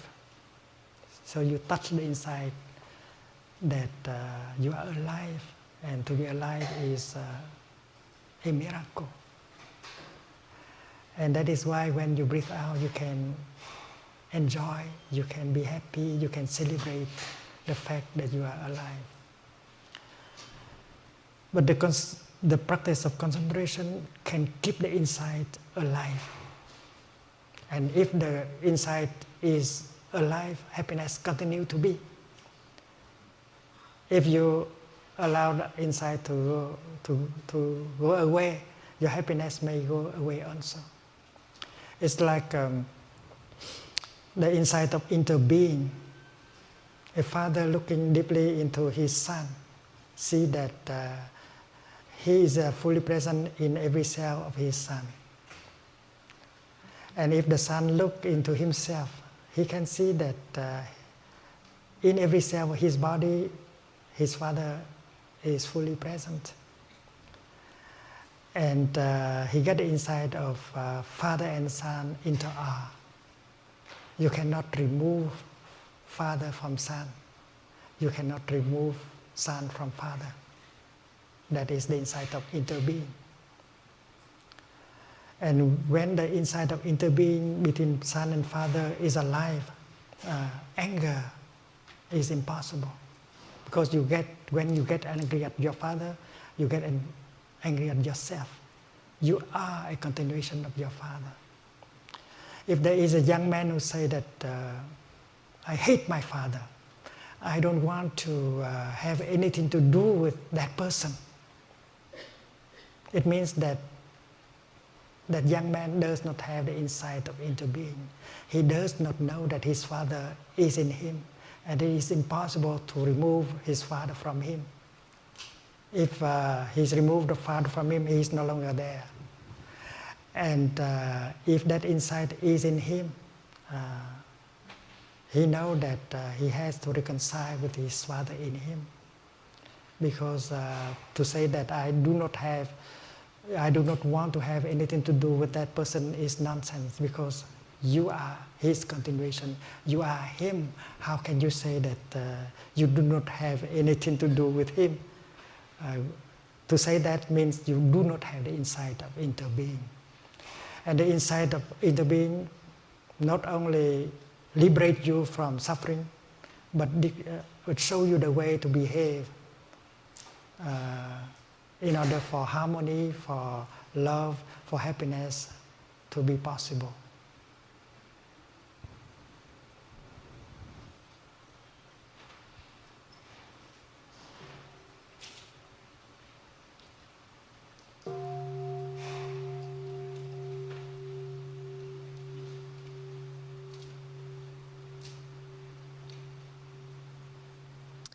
Hello. Thank you very much for your tender and conscious comments. One of my passions is working with children, and I had the opportunity to be in India last year working with small children, and I was amazed at how, no matter what they've been through, they had this joy and this compassion and this feeling of connection with community, even to the point where they would write on our hands, when the world gives you 1,000 reasons to cry, show the world you have 1,000,000 reasons to smile. I found it so beautiful. One of the things I do is work with children in yoga, in visualization, in creative play. And I find children in our community are already starting to multitask and looking at the digital community and getting very fragmented in minds. And one thing I find that works very, very well is teaching through stories. And I was wondering if you had a sweet story that we may be able to share, even with our own children, helping to illustrate the power of mindfulness or joy, compassion, maybe one of your favorites.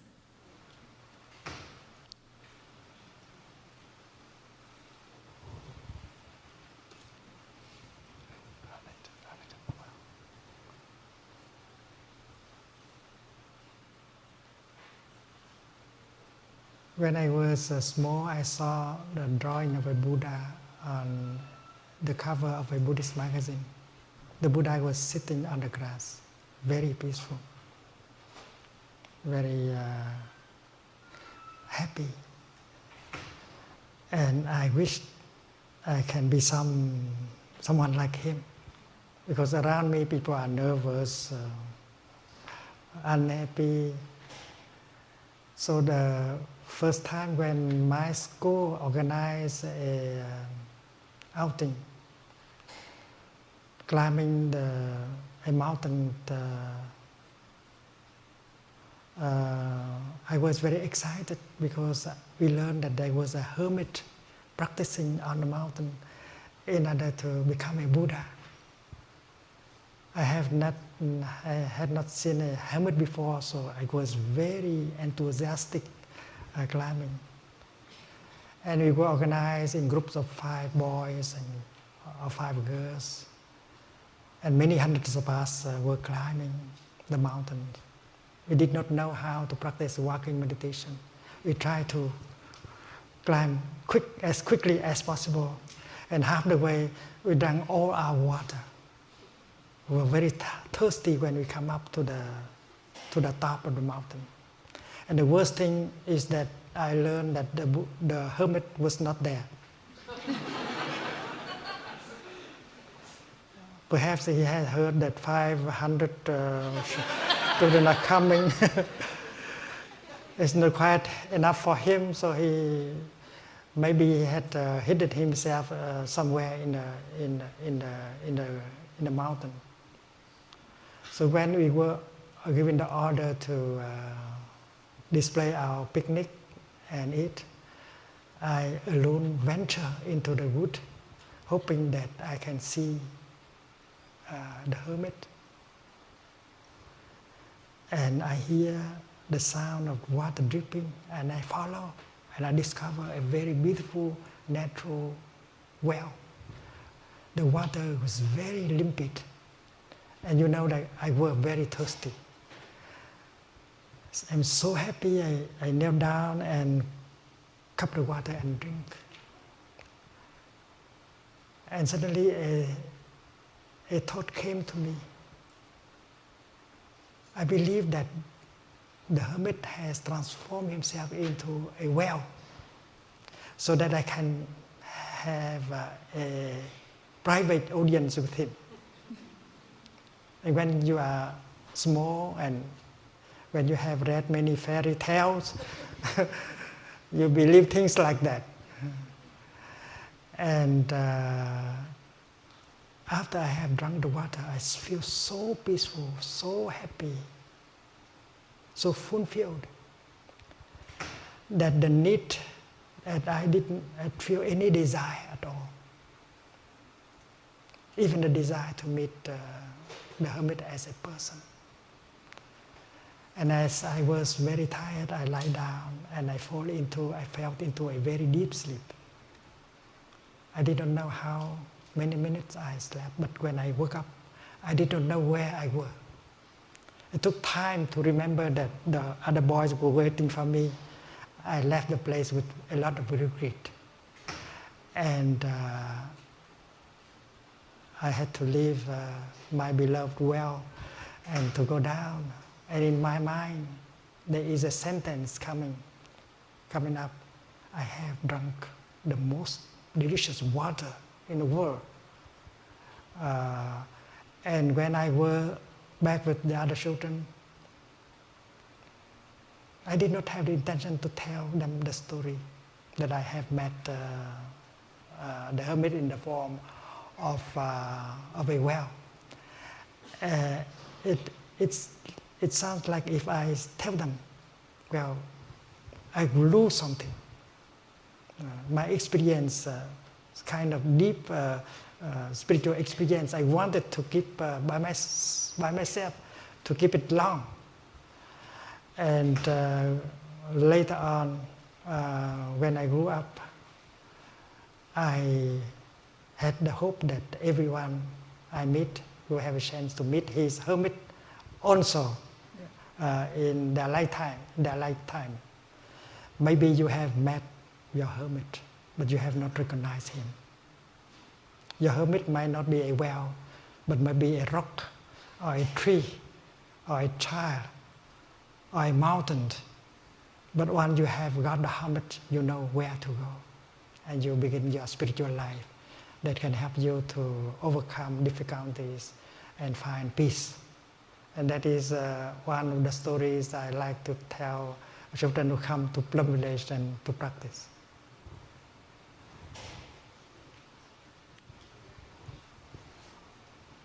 Thank you very much.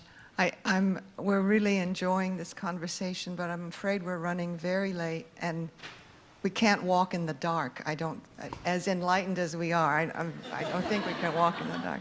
So thank you very much. I believe right now we will compress, a few things.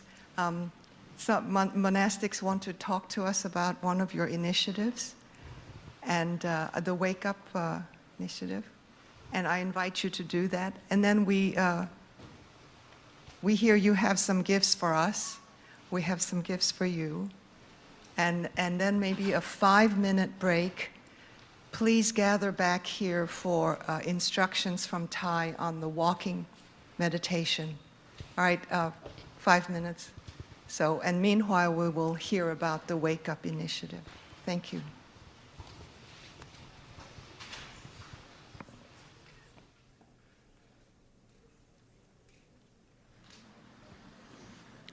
Dear friends, thank you for your patience and thank you for your enthusiasm and your smiles. It's really wonderful to sit and look at a sea of glowing faces.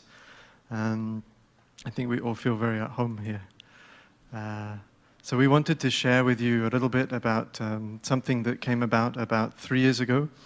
Our teacher asked us to find ways to share the practice with young people, knowing that the younger you are, the more receptive you are, the more flexible your mind is, the more quickly you can adapt and learn good, positive habits.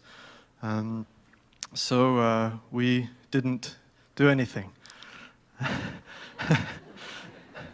And then a few weeks later, our teacher reminded us, you should really find a way to share the practice with young people. And we still didn't do anything. So then eventually our teacher, I think he just saw that we weren't going to come up with anything. So one day during the summer retreat, there were maybe 1,000 people in Plum Village. I went back to my bedroom in the monastic residence, and I found on my bed a piece of paper with a handwritten text and a little note on the corner saying, please add more concrete things, Thai. And so Thai, out of his compassion, had written for us the sort of mission statement, as it were, of this movement for young people. And he asked us to edit, and we came up with a name which is Wake Up. And Thai was happy with that and with the name. And so the next day, after the Dharma talk, he asked a few of us to come up. And he just put a microphone in our hand, and he said, tell them about the Wake Up movement. So we had to say something about, self-organizing movement, which didn't exist yet, but was basically, by talking about it, we made it exist. And then we thought our troubles were over, so we gave him the microphone back, and then he said, tell them about the website. What website?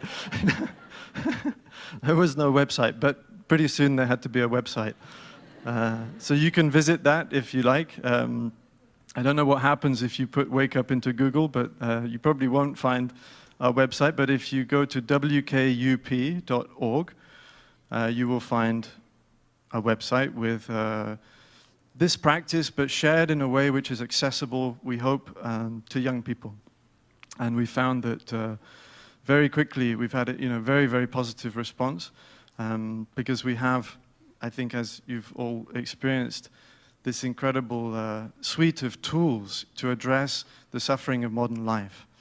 And basically, yeah, this is just our aspiration to find ways to share it more widely with people. So maybe I'll pass on to my brother Stream, and he can share more with you.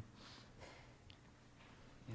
So dear friends, so basically we want to find a way when people find their hermit to keep it alive, and that's done, we found best by community.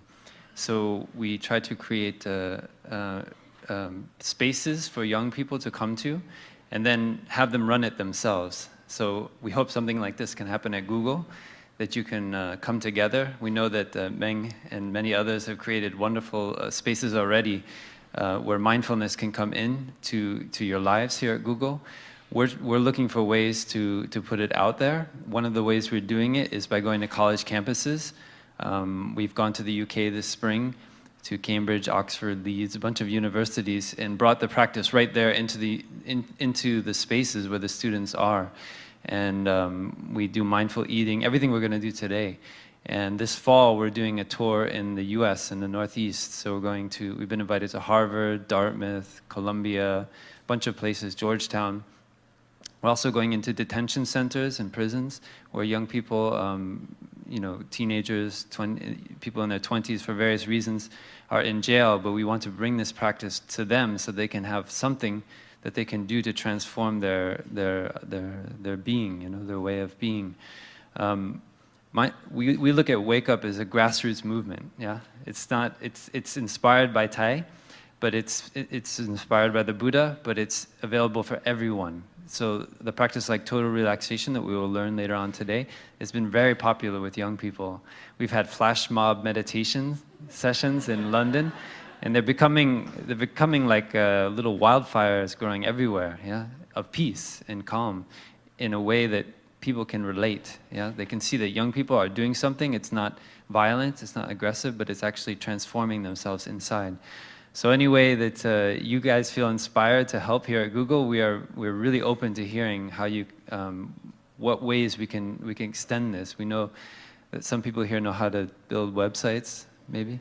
For example, that's one way we can get into people's lives, that we can really come right into the rooms themselves and share this practice with them. So please help us. The website for Wake Up, like my brother said, is wkup.org.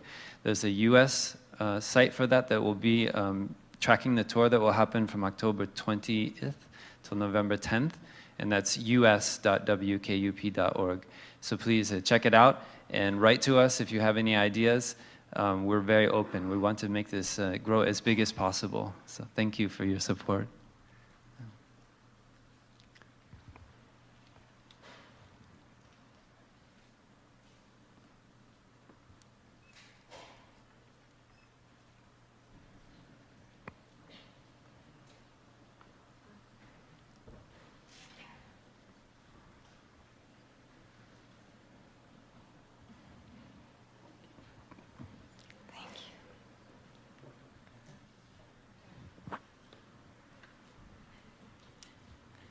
So, dear respected teacher and dear friends, on behalf of Plum Village and Plum Village delegations, we would like to take this opportunity to thank you. Thank you so much for having us here today. It's such a privilege to be here. So in gratitude, we have a very special gift that actually written by our teacher that we'd like to offer to Google. And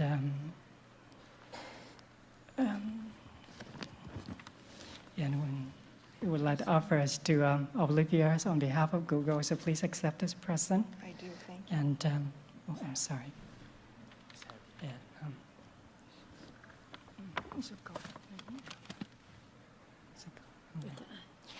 And in addition to this, we also have a few books, and these are just the two brand new books of our teacher.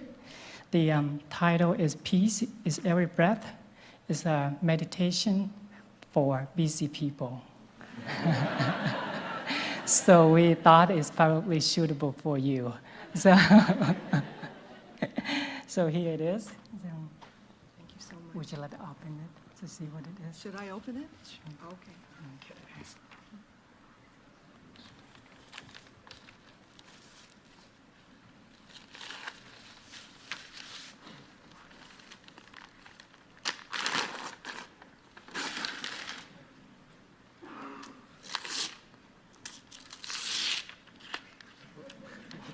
It's okay.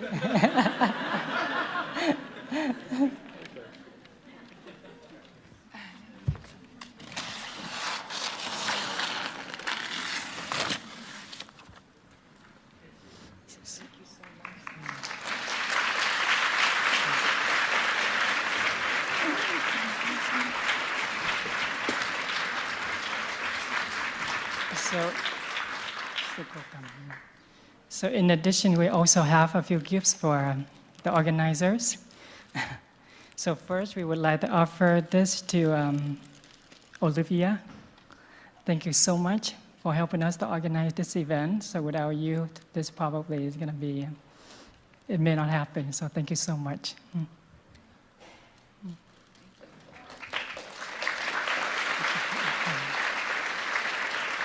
And we also would like to have a gift for Katrina.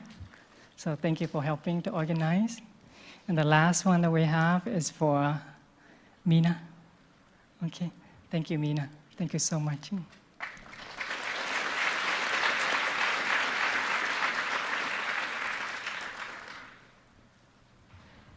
We have some gifts for you. This is actually for Thai, but he's not here now. But you don't have to open everything, but maybe you would take the top gift and wear it in place of Thai.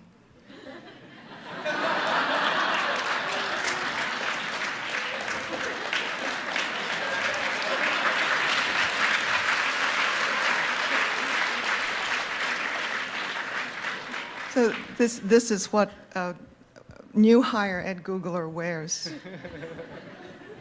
And if they are mindful, they don't have to wear it for as long.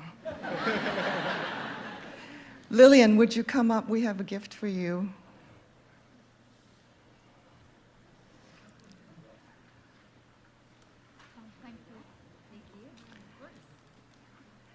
And Brother Phap Nguyen, we have a gift for you. And then I have 70 pieces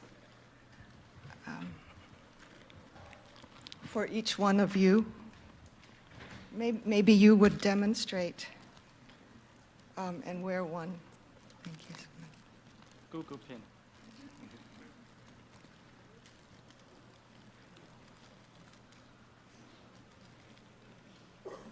If you remove the battery,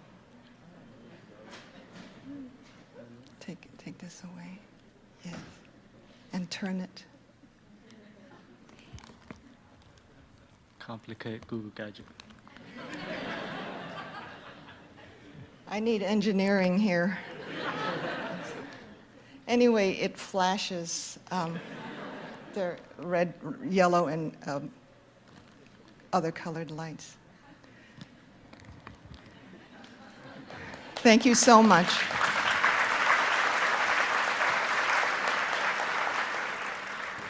Thank you for coming. This is a wonderful connection for us.